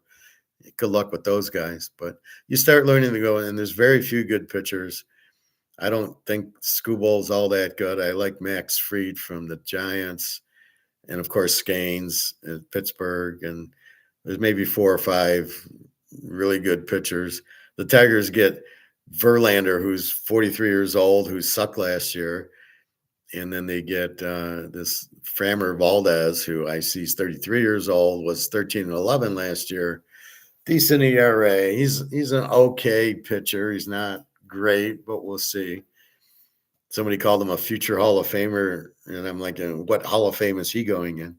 Verlander's a Hall of Famer, but he's well past prime. He's 43. You're lucky if you get 15 games out of him, and how many innings you're not going to get more than 3 or 4 innings. It's a 9-inning game, fellas. You ever do the Kentucky Derby? No, I don't. I don't follow horse racing. Football takes up most of my time, and I'm very good at it, so I focus on that. Like, no, I'm reading the news, but no, never been into horse racing. Cowboys franchise tag George Pickens. I think we said that 28 million. That's ridiculous. Um, I looked at Ty Simpson yesterday, and he was like 26 touchdowns and 5 picks. Oh yeah, but he lost the big games. The playoff game to Indiana didn't show up. Another game, he got hurt and he only played the first half and he did shit. Um, he's not here. I don't know. He's played 1 year. I don't know why it's all like a PR thing where, we're going to get Tyson. We're going to get, Manning, Arch Manning. He'll be the number one pick. He sucks. But his name's Manning and it draws viewers and it draws, I'm going to go buy season tickets to Arizona game because we have Arch Manning who stinks. I don't know. It's just really ridiculous. Really, used to be the best pitcher. Yes, he used to be. Now he's 43. I remember betting him under a few games last year and he got killed. So he lost like 11 in a row, I think. And then he had a few good outings against weak teams. And then because he was on San Francisco. So I don't know. Detroit's just trying to get, sell tickets because he's not good. He lost 11 in a row. He's not good. He's not like he used to be, but he's 43. So you're going to put him out there. And I don't know what you're expecting. Maybe he has one no-hitter left in him. Maybe like that movie with, whatchamacallit, 3,000 Miles from Graceland guy. And he pitched like the no-hitter against somebody. What's his name? I don't know. I can't think of his name. Anyway, so let's see. Alabama, Ty Simpson. Did Aaron Glenn fall asleep during the NFL Combine? I would have. I wouldn't have went. I wouldn't have wasted my time. Mendoza excited about maybe playing for the Raiders. Why would you be excited to play for the Raiders? I can understand 1976, and you got Fred Blitnikoff and Dave Casper and Cliff Branch. I would get excited. The old Raiders' problem is they never had a running game. Charles Smith and then Mother Hubbard and Van Egan. You never really had the running game until Marcus Allen came. Then they won 2 Super Bowls. They beat Philly and Washington because of Marcus Allen. But that's what was, Pittsburgh won because they had Franco Harris and then Swan. They didn't win until they got Swan Stallworth. Bradshaw sucked, but just to hand the ball off to Harris or to go with Swan Stallworth, you're fine. And they never really had a tight end, Benny Cunningham or whatever. But Oakland, that was their problem. They always had great offenses, and their defense was not that good. Yeah, you had Jack Tatum. I was never a Phil Villapiano fan. I didn't understand him. They never really had that Joe Green on defensive tackle. I did like Ted Hendricks. I thought he was good. And Old Man Willie, I thought was good. But the other guy, Atkinson, they kept torching. So they were more offensive than defense. That's why they couldn't beat Miami. Miami had the killer defense. And the Steelers with their killer defense. Even the Niners, when they won, had the killer defense. And we know the 85 Bears. And we know Lawrence Taylor. So, it's very simple. The team with the good defense wins the big games because you can't do anything against them. You can't get first downs. And then you punt the ball and they can move on your defense. And so there was a thing on YouTube about Dan Marino why did Dan Marino never win a Super Bowl? Because he never had a defense. I don't need to waste my time watching it. I already know the answer. And I do that a lot with this whole inflation. And I see these finance guys and I don't, what happened with inflation and what happened in Germany. I don't need to watch. I already know. Inflation, it is not prices going up. Sorry, hate to break it to you, Ben Shapiro. It is the money being printed. That is the cause of inflation. The effect is the value goes down, and then general prices go up if the market allows. So in Nazi Germany, if you went to buy milk and butter and he's got it marked at 50,000 Reichsmarks for the milk and butter, I wouldn't have bought it. But I don't know that I could have substituted. So if I go to Kroger and all of a sudden milk's $10, but I can go buy it at Meijer for $2, I'm going to Meijer. So you can only raise prices if Meijer's doesn't, but Meijer's is in business to sell. So it's a little bit different, but that's what's headed our way. So be very, very careful. Do I have any?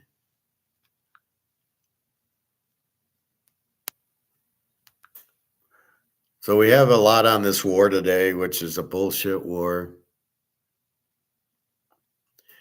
EU is a dead end. It will disappear. And NATO is already a terminal patient. So NATO was North Atlantic Treaty Organization back in the James Bond movie Thunderball, which is 1965. It should never have gone more than 5 years. It was a defense against, I guess, Russia or Germany. So it was a treaty, but it should still be around. So to end it, it should have been ended a while ago. EU's the European Union. But again, times have changed, not needed.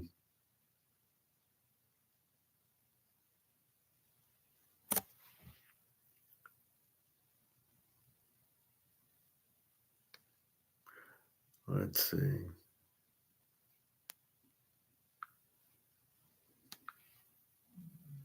So we saw Mark McGuire yesterday. So here we go. Silver should explode. Supposedly China's setting the price. We will see.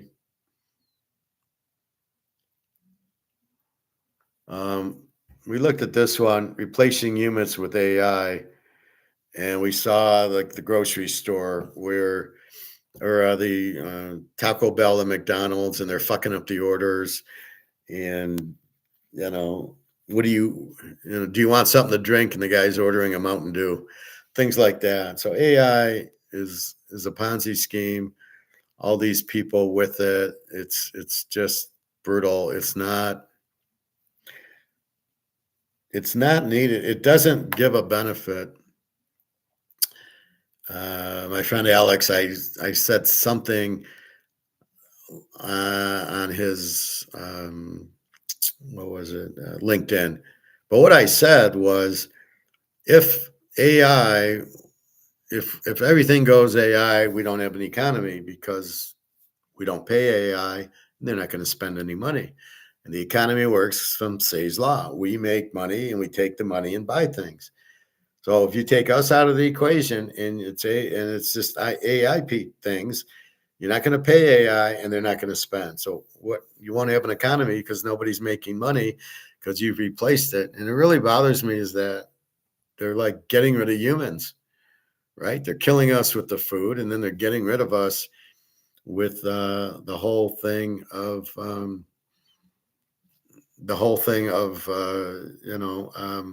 let's go to AI and get rid of all the people working, like in Vegas and in all these and Facebook and all these other places. Let's get rid. We don't need programmers. We'll have AI program it. Well, you can't have AI program it because AI doesn't know what it's doing. You can say, well, write this code, and AI is not going to. No, I mean, half the AI I look at on Google's wrong. You got to double check it. You're not sure it even works. And if it doesn't work, you don't know how to figure it out, because I can figure out what I do, but I can't figure out if I don't do it and you just want me to look at a file, I got to reinvent it. I got to go, what's going on in the file? So there was a case. I was at Mercedes and the phone bill had to be split among 50 cost centers, and IT did such a bad job with the notes. And you're like, what are they talking about? I couldn't follow the notes. They're probably AI notes or just written by IT people. And so I had to say, fuck it. And I had to reinvent it. And so I just say, what's the problem? And the problem is the bill came without cost centers. So I had to run it through a database that gave this phone number to this person to this cost center. And then I could do some VLOOKUPs and some ifs and break it apart and go, okay, here's what's happening. these charges are for this person who goes to this cost center. And that's what I did. And I ignored all the notes that were used. So I had to reinvent. It took me like a week to reinvent what was going. I had to figure out what the problem was and then take it and then redo it. And I did it. And the secretariat took like a week to do it because they couldn't even figure it out. And I simplified it, and it took 45 minutes to do what took a week. That's my expertise. And that's the point of it. So what am I going to go look at AI? I wouldn't even try to figure out what they're doing. I would just say, what's the problem? And then I would solve it on my own, not using AI. That's my biggest strength.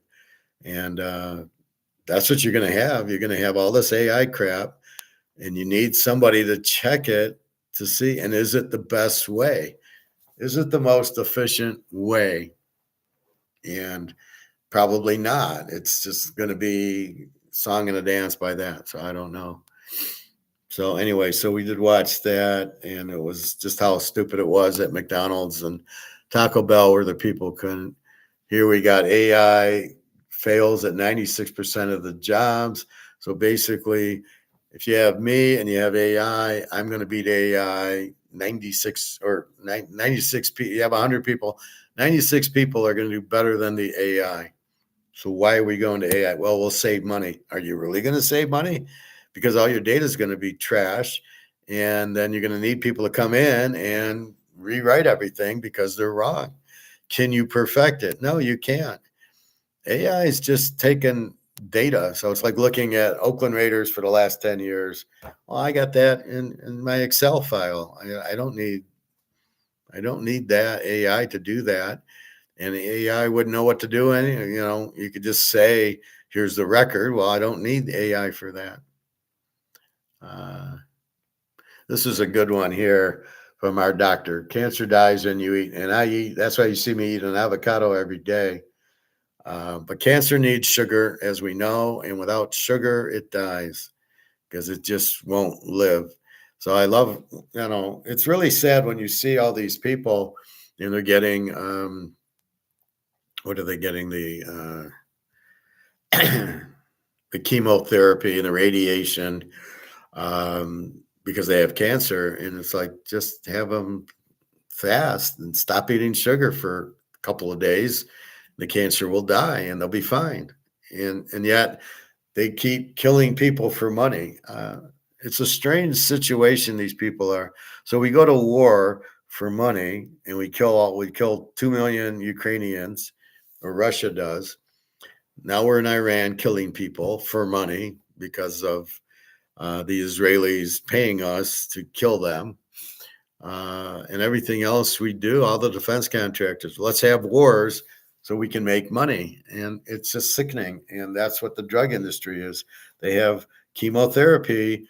It's not needed. Just stop eating sugar. And then guess what? The cancer dies. And if you can fast for 3 or 4 days, you don't have cancer anymore. In fact, if you fast for 3 or 4 days ahead of time, even if you start getting cancer, it'll go away. Cancer is caused by sugar, basically, period. And I think a lack of water. So if you drink a lot of water and you have no sugar, just drink regular water, you're fine. You'll be healthy. That's why I say, I'm healthy because I eat properly. And then I go to the pool every day and keep my body. You can't just sit around. If you just sit at home, you'd be in big trouble. Alyssa asked me, she said, my mom retired. She says, how do you retire? And the key to retiring, basically, I'm like retired, but I do this and I swim, is basically keep busy. Like I do this every day to keep me busy, to give me a schedule. I go to the pool every day at about 2, 3 o'clock to keep me busy and fit. And I take a hot tub to relax. So that's what you need to do if you do retire, or when you do retire. And with all our gold and silver, we'll just play with our gold and silver. You do that, you keep yourself busy, and there's got to be some YouTube show you can do, whatever even if nobody's on it, even if you just do videos. It's very, very relaxing and helpful. and then talk about the gold and silver is the hobby, talk about football is the hobby, and then go to the pool. And that's how you retire. But I can see, like, because you're brainwashed into going to work 5 days a week for 30 years. And so you finally don't go to work. What do? I'm supposed to do something. And I know I used to have that problem in my master's program. I'd study really hard because it was my master's program. And, then it would be finals. And then you'd have like this 2 or 3 month or 2 or 3 week break. And I was going out of my mind. I was like, every day I'm studying, and then I have nothing to study. And I was like, so I'm sure I got into football or something at that point, but that's what it is. Drugs kill you too happened to my mom. Well, drugs are not good for you. Um, it's poison. It's like cigarette smoking. That is poison. You're smoking poison basically. And that's why with alcohol, you got to be very careful. You're putting in a great deal of sugar into your body, which your body can't handle. And that's why you have problems. Everybody I know who was a serious smoker had operations because they got sick. I just never got into it, and I just don't, I don't smoke, and I've been very healthy my whole life. Um, and that's the key to it. So yes, drugs. Uh, chemo killed her. Pharma drugs are horrible. Yeah, they're horrible, and all this stuff coming from Mexico. This, what is it, Phalanol or ethanol or whatever. Yeah, I mean that's why even to take prescriptions, I'm very careful. The only thing I'll take is a Tylenol once in a while if my foot hurts. I'd rather put a good thing is the cayenne pepper.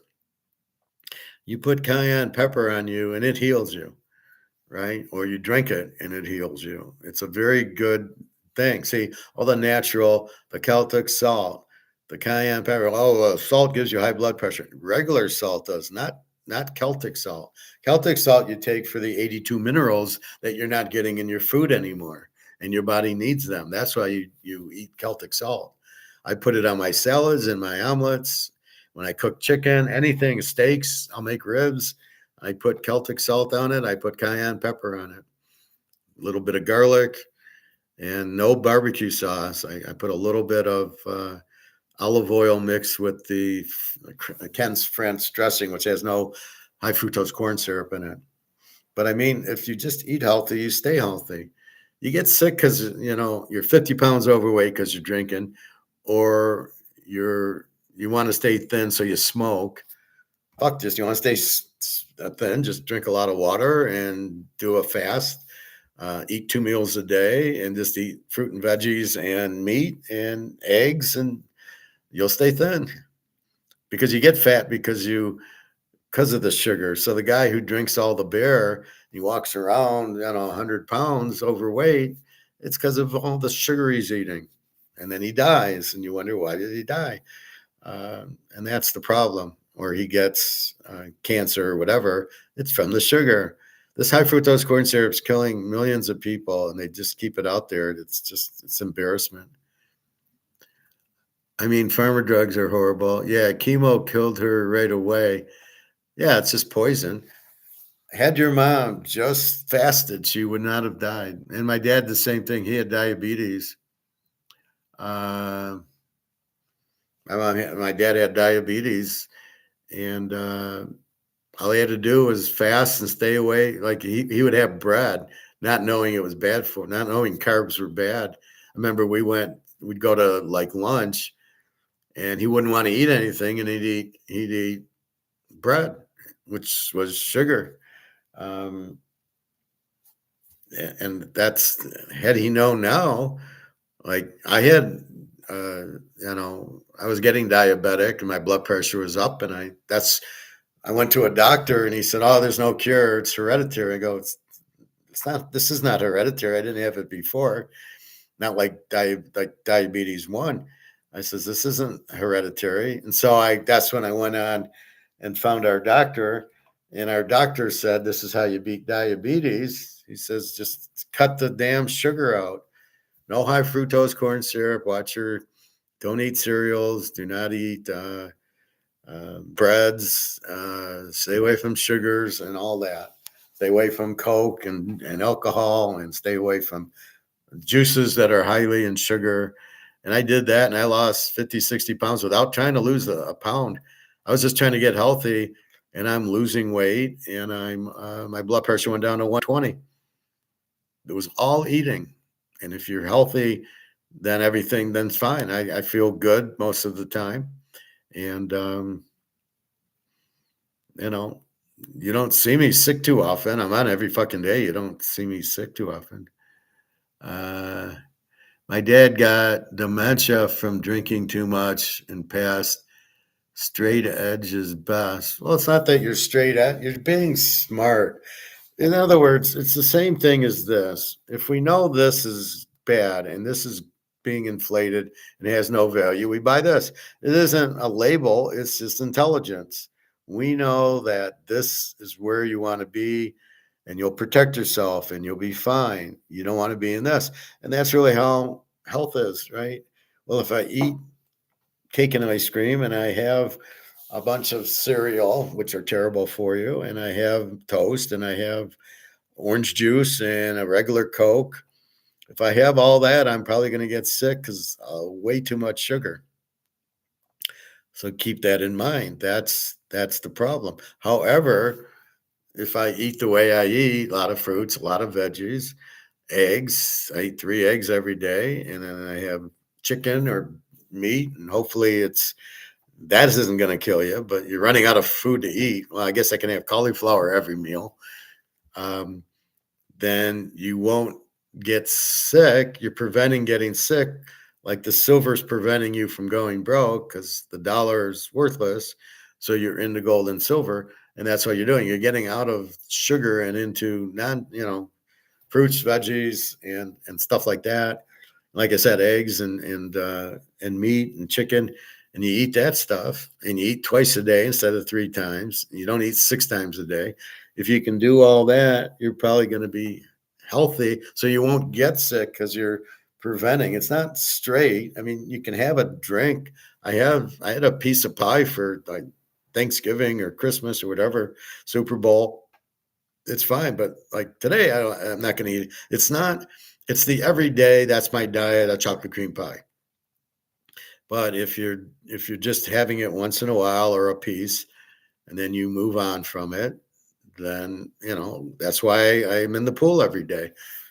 If I have a cupcake or I have a brownie, you can have it. It's just once in a while, once or twice a week, not every day, and let your body get rid of the sugar. Drink a lot of water. I don't drink alcohol. That's why that's there. And I don't smoke because I know that's going to kill me right away. So I guess it's just, what do you want? Do you want to die or do you want to be healthy? It's your choice. And if you want to be healthy, you don't eat that shit. If you want to die, you smoke and drink, and that's it. We don't need it. I don't need the alcohol, and I certainly don't need the cigarettes. I'm busy enough with football and gold and everything. So that's kind of what you're doing. So I was looking at this thing. The only thing women want, this one here, and I'll just, women only want one thing. So what do you think women want versus what they really want? And it's not about they just want money. It's not about they want looks. I think looks, a woman who gets a guy for looks is probably on the bottom of the list. Women do not care about your looks. I see a guy in the locker room and he's looking at his muscles, and I just laugh at him. No, women only really want money. They don't care about your looks. They really don't. They want to be taken care of. But the number one thing that they want is you to be stoic.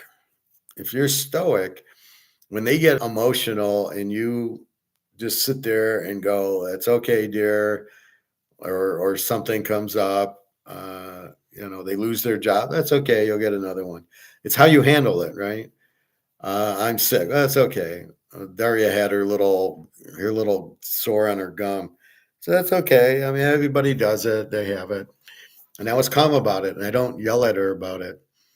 Irina has a similar problem with her husband, where she asked me for money because she got into a little car accident. Not a lot, but a little car accident. Says, well, you're married, ask your husband. Oh, I can't. He gets all upset at me about the accident, and I don't. I just say, well, I'm sorry. So I actually gave her like 100. This is years ago. I gave her like $100 to get it repaired. And that's the king. That's what they like about you, is that shit happens and you go along with it. And that's what a woman wants. She wants that guy who will, she can rely on, that is strong. They're attracted to that because they're all bubbleheads, and they all have, they all get emotional. I mean, and I didn't mean they're all bubbleheads. I mean, they're all emotional heads, right? So things happen, they get all emotional, and they need the guy to remain calm for them. That's the one thing that they need. So they don't want a guy who's rich, but then he yells at them and he treats them bad. And when they get into an accident, he yells at them, and they're afraid to talk to him because he'll yell at them. That's not what. So it doesn't matter what he looks like or how much money he has. It's when they have a fender bender and they're afraid to talk to you. They need to be able to talk to you. So check that off. The money, if the girl wants you for money, you don't want to be with her anyway. And if the girl wants you for looks, you know, that's nice, but it depends what the relationship is. But in a normal relationship, they're more looking for the guy they can talk to and is safe with, and they're strong with. That's what Daria said to me. I feel safe with you. I can tell you anything, and you're pretty calm. I'm stoic, but she doesn't really know that, or she maybe doesn't understand it. But I'm like, fine, okay, we'll do this. So anyway, what else? So poker.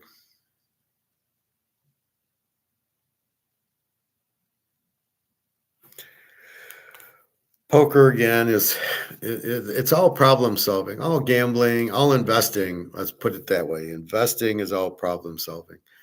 So whether you're in sports betting or you're in poker, you're playing blackjack or craps, you're putting your money in the stock market, real estate trust, real estate, in the bank, and the bank is gambling too. An annuity, it's all gambling. You must problem solve it. And the problem is, why am I going to do it? And what am I going to sell and buy? That's the key that most people don't do, is they don't know when to sell. Like all these Bitcoiners. Well, it's you bought it for $5, which everybody I ever heard who buys Bitcoin bought for $5 and didn't sell it when it hit 1,000 or 5,000 or 20,000. A bunch of bullshit. Who wouldn't sell at that point? So you bought it at $5. When are you selling it? Oh, I don't know. It's going to go to 1 million. Well, really? Why? Well, I really don't know, but everybody's buying it and it's going up. Oh, really? So I talk to these people all the time. You bought Bitcoin. Why? Oh, because it's worth a lot and it's going up in value. Oh, really? Why is it going up in value? Well, I really don't know, but it is. So you're taking a gamble on something you don't understand. That'd be like betting a football game and not knowing who the quarterbacks are, or playing poker and not understanding a flush piece of straight. I mean, like, how stupid are you? So you always have to have, I bought it, and then there's this, it's when it's I bought it. Excuse me. I bought it, but here's when when I'm selling it. Now in gold and silver, we don't have a sell because it's unique nature of the dollar collapsing is why we're buying it. If we bet a football game, how much do we bet? Our bankroll. What's that? Well, that's what you can afford to lose. In other words, you can't bet so much that you can't afford rent and you can't afford food. So you got to put that to the side. I make X, this, I make this. and I make this. This is rent and food and everything else, so I can bet this because I gotta take the money and then I gotta pay my expenses, my food, my rent, credit cards, whatever, and that leaves me with what's left, and that's what I can bet with. So if I lose everything that's left, I still pay my credit cards and everything. So if you make 5 grand and your expenses are 2,500, you got 2,500 that you can bet football with each week. So your bankroll could be very high. Um, and then it's just simply you're studying the game, you're problem solving it, and then off you go with your bet. But the difference is the game's over, you either win or lose, and that's kind of you're out when no matter what happens, the game's over. Uh, Poker, you might have something similar where you start with, let's say, $500 playing 1-3 no limit at MGM, and basically, okay, when am I going to start and stop? When am I going to leave? Well, we'll see how it goes. I always told my friend that he'd come down with me and he'd go, well, I'm going to go play video slots, and I want to go in an hour. I go, I can't tell you that. I don't know. I'm going to wait for my big hands. They might happen the first two hands. I might flop a set and be up 300, or I might get no cards for 2 hours and then finally get it, or I may never get it. So I usually give a couple hours. I says, I can't say poker's not one of the things I'll play for an hour like you could blackjack or craps or whatever. But you got to have an exit. You got to win, right? You should be playing to win, not playing for the play. So I see, like in high stakes poker, where the guys want action. Oh, there's two guys in the pot. I got 4-9, and I'm going to play because I want the action. And there's two guys in the pot. So maybe I can get lucky, and the flop will come a couple of 4s or a couple of 9s. Yeah. We all pray for miracles, and so that was the point. And so you're looking at that, but you have to have an exit strategy. So if I get, it's more or less, I try to quit a winner. So I don't care how much I win. I'm only going to lose 300. And then if I get up 500, unless some really strange hand happens, I'm going to leave up 400. If I get aces cracked, okay, I don't win, but I'm going to try not to lose. So I won't maybe make an all in bet, which is what's difficult when you're quitting to win. You got to play your aces. Somebody goes all in. Well, I got aces, so I'm going to call. And then you lose the hand, and now you're not a winner. But that's very flukish. So you kind of, as it goes, you're going, yeah, I'm up 450. I'm not getting cards. I leave. I keep getting aces and kings and queens. I'm going to play them normally. And then, try to make sure I lock up a couple hundred in profit, or a couple thousand if you're a big shooter. And that's it. Watching Daniel Negreanu, he plays way too many hands. He thinks everybody's bluffing, and he probably has it in his mind it's really hard to get a pair. So anybody that bets probably doesn't have a pair. I got a pair of 5s. I'm going to call. The guy turns over a full house, and you're just laughing. Or he gets really stupid is when he, well, you probably have aces. I got 10, so I'm going to call you.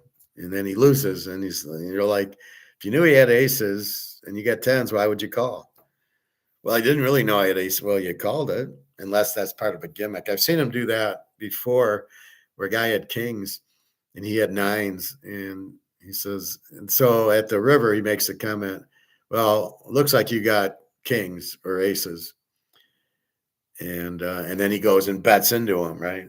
Looks like you got aces. I'm betting 10 grand. Well, what do? You're the guy with aces. The guy just said you got aces, and he's betting into you. So you think he's got you beat, and he doesn't. So that's a trick to him.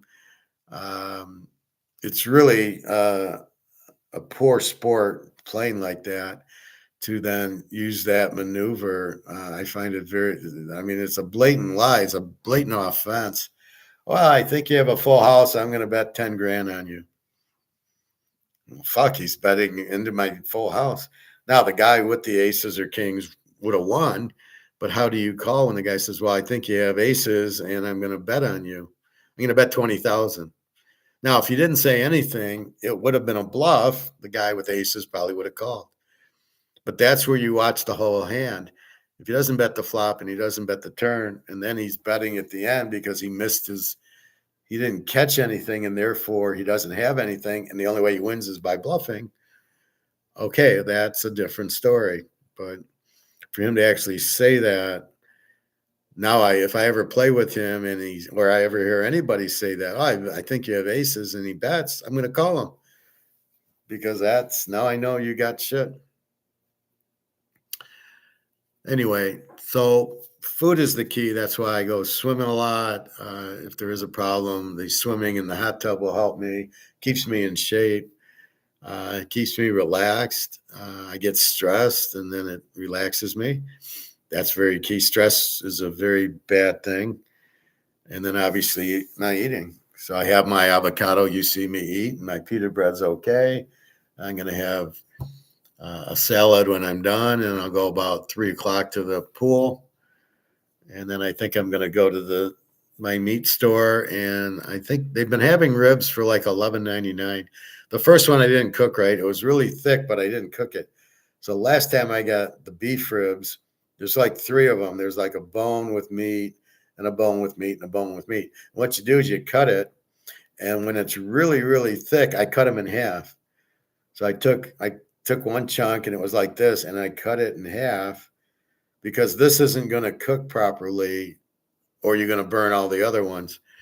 But I thought the price at $11.99 was good. Where I go, it got up to $14.99. So it's always good to get ribs. It's a tasty meal. Yeah, it's $11.99, but it's not always a pound. So usually I like to get like 3 slabs. Well, not slabs, but 3 pieces. So it's like 9 pieces, and eat that, and it tastes very good.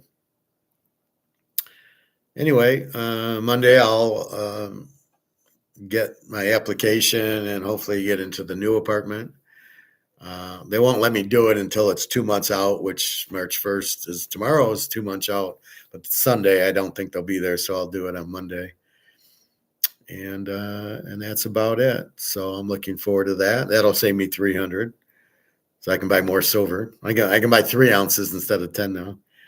It's just funny. I used to buy $300 would buy me 10 ounces. It'd buy me more when it was 20, 25 an ounce. And now for 300, I get 3. But that's okay. That's a good thing. So that means all the other silver I have has gone up. So, yeah, I made a lot of money since January 2025 to today. I made a shitload of money on my gold and silver. Even this year, if I go January 1 this year to today, till yesterday, I was making really good money that way. So again, talking about that one job, and the guy wanted me to give my birth date, including year. I told him to fuck off.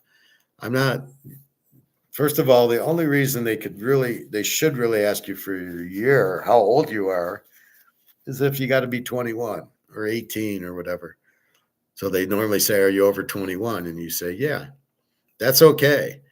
But to say your age is ridiculous. And then they wanted a copy of my certificate for my master's.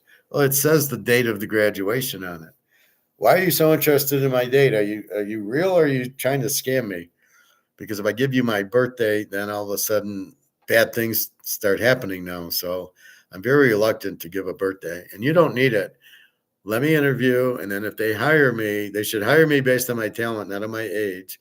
And if they hire me, then obviously I got to give you my driver's license for all the I-5s and stuff like that. So never give your birthday. If it's something where you're younger, just say I'm over 21. But if they ask you, how old are you? It's not illegal, but it's very immoral. And I would never give it, because then you're just asking then there's just discrimination. Oh, wait, you're over 40 years old. No, we want a younger kid. So I basically told them to fuck. This is for a 3-month contract. Oh, it could be extended. I've never seen it extended. I've heard that bullshit. well, it'll be 6 months and then extended for 6 more. And I've never seen that. It's always, okay, 6 months, that's it. No, we don't have the money. Da, da, da, da, da. So I already know what's going to happen. But gold and silver are basically my job right now. I'm watching it go up and I'm making good money on it. And again, on the capital gains, it's zero if you make less than 50,000. It's 15% if you make up to 500,000, 530 single, 630 married, and then over that it's 28%. That's where the 28% kicks in. Only if it's over 600,000. And again, um, you know, you could send your friend in to cash it. So you could say, here's, hey, go to the thing and you don't work or you're, teenager or whatever, and you have zero income. So I'm going to give you the gold and they're going to probably give you a check. And then, so you do that as a way to avoid capital gains. If you make $1 million a year, if you make under 50, or go find somebody who makes under 50 grand and there's no tax on it. So again, there's no capital gains. It's 28%, but in small print, if you make over 600,000 a year, which they don't tell you, they tell you, oh, it's 28% capital gains, like it's across the board, like a sales tax is 4%. I mean, no, that's not what it is. All right. Anything else? John C. Cart, where are you today, my Indian friend? So where are you when now you should be calm? It went up $7 yesterday, silver. He was all frantic that he was losing money on silver for the day. And I said, just give it a week. It'll go back up. And it actually went all the way up yesterday. So he should have made money. So we'll hear from Cart from India. Anyway, I think that's it. So football, I don't know. This combine's the stupidest thing. You want to know how good the player is, you got to watch the games. Simple as that. If you watch Joe Montana at Notre Dame, you would have drafted him in the first round. However, if you wanted him in a combine, you say, oh, he's too small. And that, see, you're missing all the other elements, his bravery, his idea, his ability to read the defense, know where to throw the ball and things like that. That's the key to it, not your arm strength. It's, can you read the defense? Do you know where to throw the ball? Can you put it where the guy can catch it? Dwight Clark in the catch. If Lamar threw the ball, it would have been 10 feet over his head. Montana threw it right where he was able to catch it, and it was an easy catch for him. He caught it, and that was it. So that's the thing with Montana. He threw a pass you could catch. He'd spot the open receivers. Go watch the catch game. He hits Dwight Clark in the middle of the end zone, nobody within 20 yards of him, for like the tying touchdown, and then Dallas went out, and then you had the catch. And, he throws it right where it needs to be. Watch the Super Bowl games. There's no he didn't throw an interception in 4 Super Bowls. Mahomes can't say that. And Brady, I don't think, can say that. So just be careful. That's what you want. But he's a winner in college. He won these games. And that's why you watch the college games.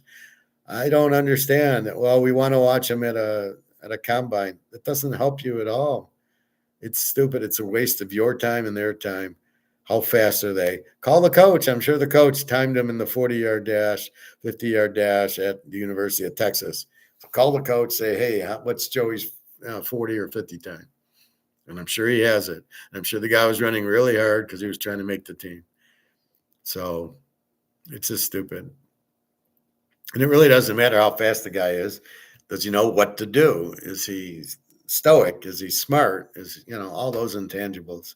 Does he have passion? Does he have heart for the game? Because otherwise you get Schoolball who sits there and goes, I pitched 6 innings. It's a playoff game. It's a final game. Yeah, but I played 5, 6 innings. Yeah, I'm real tired now. I'm gonna take a nap. I don't really give a shit if we win or not. I'm just here for the money. And that's what you want to avoid, is guys like that. You want Jack Tatum. You want Franco Harris. You want guys who showed up. Politnikov, Stabler. You want winners on your team, not guys who want to cry and go, oh, My arm, I'm tired. I can't go anymore. Yeah, I'd give him an apron and send him to Farmer Jack's. That's basically what I would do. I certainly wouldn't play him this year, and I'd certainly would never pay him 32 million. I never would have went to arbitration. I would have just cut him. You can have him. He's a crybaby. Well, we won't get anything back for him. Yes, you will. You would have had $32 million to spend on other players instead of wasting your money on him. So you're going to pay this guy $32 million. He's not worth it. He won't go more than 5 innings in these games, every seventh or eighth game, and he's not a winner. He won't, he won't try. I mean, he just quits. He's a quitter. I don't want a quitter on my team. So that's the problem with Scuball. He's a nightmare. Just like Jared Goff and other, these Detroit guys are just a bunch of losers. And the crowd, I keep watching these people in Lions sweatshirts, and I just keep laughing. Yeah, no, it's not going to happen. Sorry. Anthony Richardson is looking for a new team. Well, good luck. Who would hire him? Why would you sign him? He's not good. He's always injured. He quit. Remember when he just quit for Indy and he went to the bench. He tamped out and said, "I'm tired," and he went to the bench. Why would anybody take him?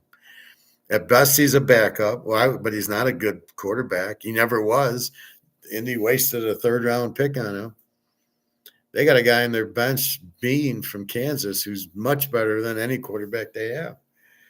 So again, they're too stupid to use that. They're too stupid to see it.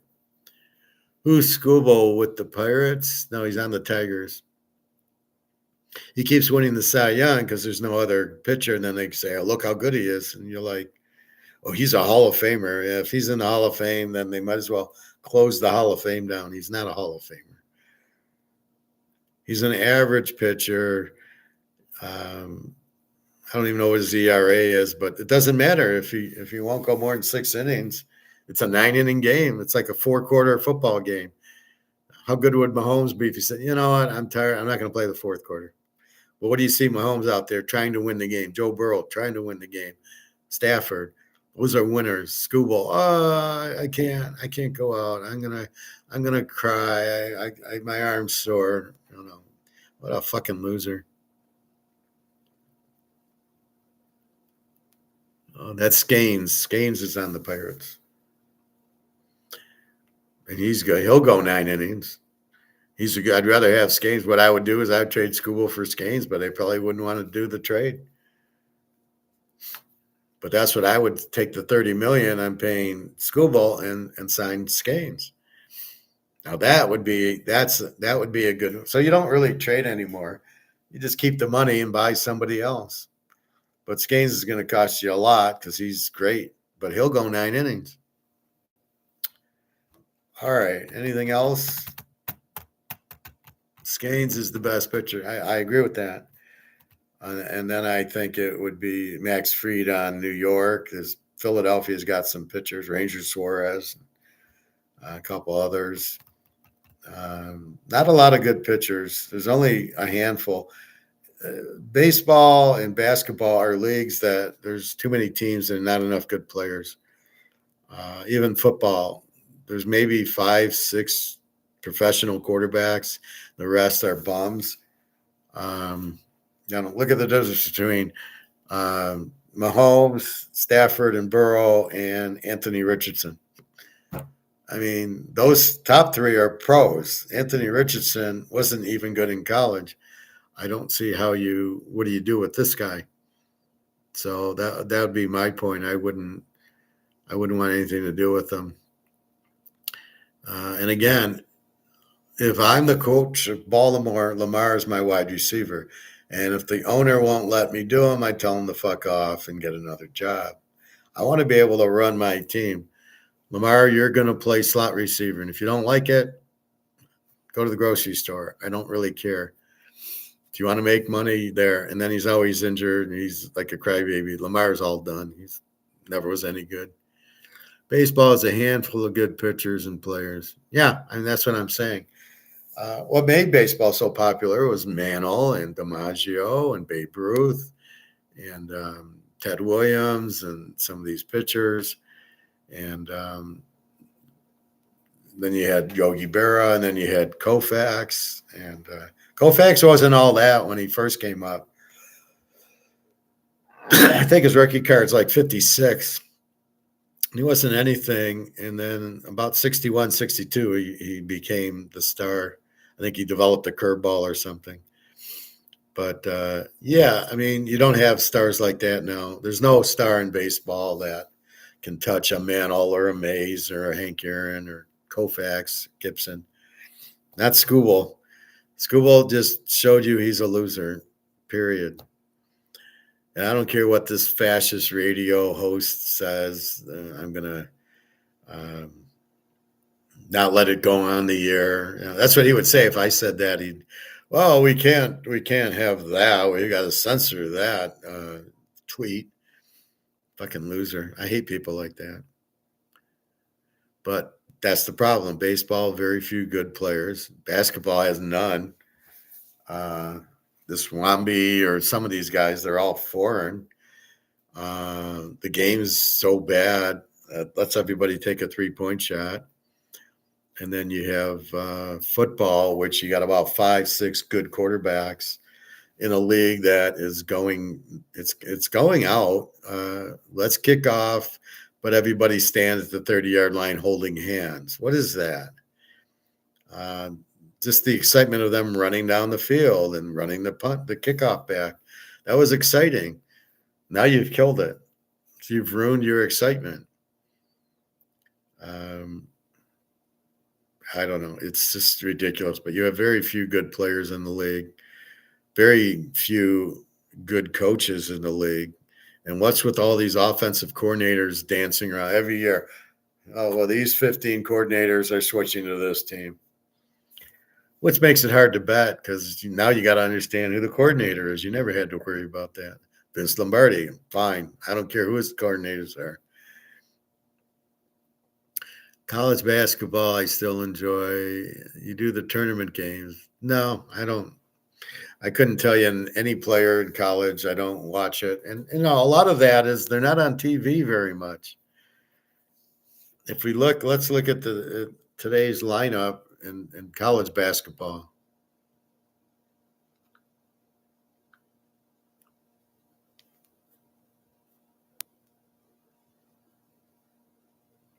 So NCAA basketball. Let's see if there's any game on TV.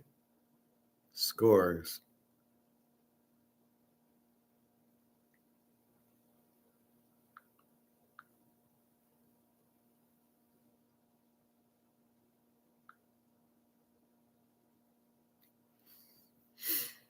I probably should have just done the top 25, but I did all games.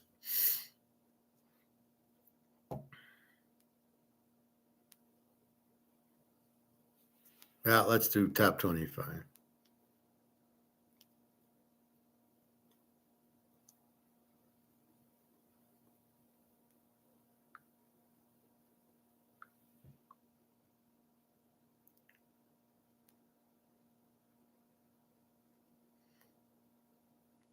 So Seton Hall, Connecticut is on Fox Sports 1. Virginia Duke's on ESPN. Then there's ESPN2, ESPN, ESPN, ESPN. There's a CBS game, Texas Tech against Iowa State. Big Ten Network, Fox, BYU, West Virginia. Villanova, St. John's is on Fox. I assume that's normal Fox. ESPN. So there is a few more games on Fox. Let's see. NBA. Is there any games on TV?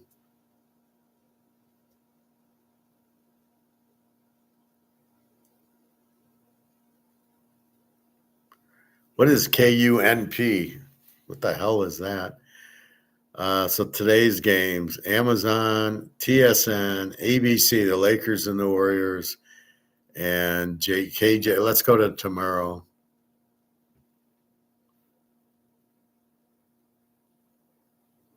So there was one game on at ABC. And I'm sure they call LeBron and say, "You're playing in this one. It's on national TV." With the ones on Fox One, maybe he doesn't play.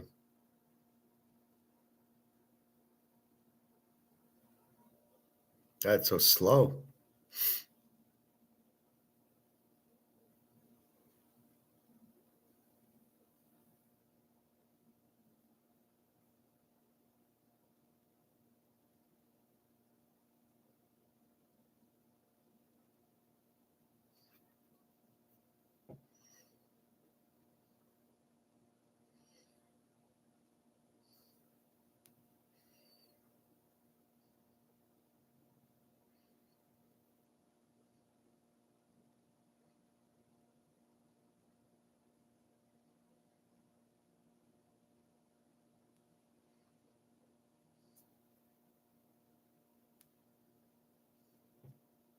All right, let's go to Monday. I don't know what SCHN is. Fox Detroit. So there's Peacock. So there's nothing on regular. Okay, here. ABC, the Knicks and the Spurs. CHSN, I have no idea. Chicago station. ABC at 3:30. Yes, Fox Detroit or whatever. NBC at 8 o'clock. So there are 3 games on regular TV, but there's no interest in it. So I'm not going to watch those, but they are available. And a lot is we're not betting on it because the sport's stupid and they've changed the game so much it's not even enjoyable to watch. But at least they're getting back to showing games. Baseball, they don't show any games on regular TV. I think Saturday night they show on Fox a game. Well, let's watch the Yankees and the Red Sox again. But so if they're not on TV, you don't know the players. And if you don't know the players, you can't bet it. So again, you got to problem solve the games. So I'm not going to sit and watch a night game, basketball game. I got better. I'd rather watch James Bond movies on Netflix or whatever. So it makes it difficult to watch the game. Football, as bad as they changed it, okay, but that's our number one. That's where we bet. But basketball, I don't even understand the game. I don't like the game, so I've lost interest in it. But maybe if it's on TV, but again, I don't know it's on TV. So I might look tonight and it might be on or might not. And then I see the players. Do I care? And the game, Joey's taking a 3-point shot. Okay, what else? Was there a movie on?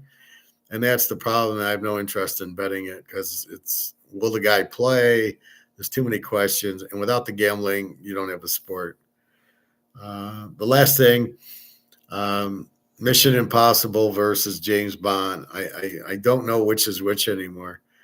I was watching that James Bond, the Mission Impossible movie, Rogue Nation. No, the latest one where they're looking for the submarine, whatever, and the entity, and it's like, oh, didn't James Bond do the same thing in his movie where the guy was trying to kill everybody with some poison, and you're just watching it, and you don't know what's what.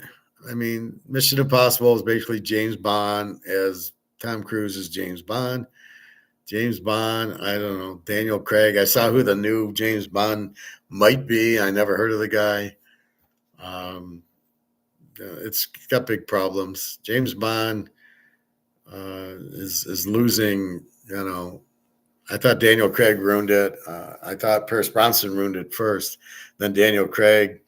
Casino Royale was only good because they played poker, and then Spectre. What a stupid movie that was! And then the last one where James Bond gets killed. No. Okay, no, it's a mission. He goes on. He doesn't die in the mission. It's James Bond, and they ruined that too. So anyway, it's getting pretty bad. I like watching the older movies and shows where I like them, or the old football game. I turn on the 74 Sea of Hams Raider Miami game. You're not going to find anything better than that, except for the catch or something like that. Raiders want Mendoza, who knows why. it's a public relations thing. They have no idea, but they put it out there. Oh, Mendoza, he won the Heisman. We want the Heisman Trophy one. It's all hype to sell tickets, and that's the problem. Is he any good? No, nothing. Tom Cruise is doing these movies at 64. Have you seen Top Gun 2? Pretty decent. I didn't like that one. I thought it was kind of stupid. Um, it was just a playback of all the people who were in the first one are in the second one. It's sort of like what was that? Happy Gilmore 2 was the stupidest movie I've ever seen. And and then this whole Top Gun 2, I thought was, I thought it was Mission Impossible, basically. I don't know. It was okay, but nothing real. They waited too long to do 2. And then it should have just taken over where he left off, whatever he was teaching. He's teaching, and we need Tom Cruise. We don't have another pilot out there. We need Tom Cruise to lead the thing. This guy's ego is crazy. Mission Impossible. Yeah, he's 64. What you take a bunch of drugs to look like that? I mean, I'm close to his age, and I look good for my age because now I color my hair, but now I'm actually getting more hair in. But I don't know. I don't know what to say. I mean, I hear this big thing about movies versus all the Netflix and everything, all these apps where everything's on the apps. Nobody wants to go to the movies, and then the movies don't even create good movies anymore. Yeah, let's do what is it? Marvel. Let's do the 18th superhero movie. Yeah, okay, I'm not interested. You can do one. A Batman special, you can do. I'm waiting for that sequel from the one he did with Patterson. So I'm waiting. I don't know why it's taking so long, but that'll be, I think, this year. But yeah, that's special Batman, but that's it. And it's because of the Joker and the Riddler, and you like the villains. Batman's okay, but it's the villains that you watch. And I don't even know the villains in half of these Marvel movies, but it's stupid. And Lord of the Rings, I don't know. They tried a new Lord of the Rings or something on one of these channels. Again, I'm not running and buying Amazon Prime and Apple Prime and this Prime and that Prime and Paramount Prime. And, I'm not buying them all. No. I'm not buying any of them. I got Pluto and Tubi, and I got Netflix. But Netflix, I think they're buying out Paramount. And if my price goes to like $30 a month, I think they can go fuck off too. I'm not going to pay that. It used to be like $9. It was commercial free. Now it's linking up to 15. And 20 is my limit. Once it hits 20, I'll just tell them to fuck off. I don't watch Money Heist enough. But anyway, that's about it. But yeah, these movies are terrible now.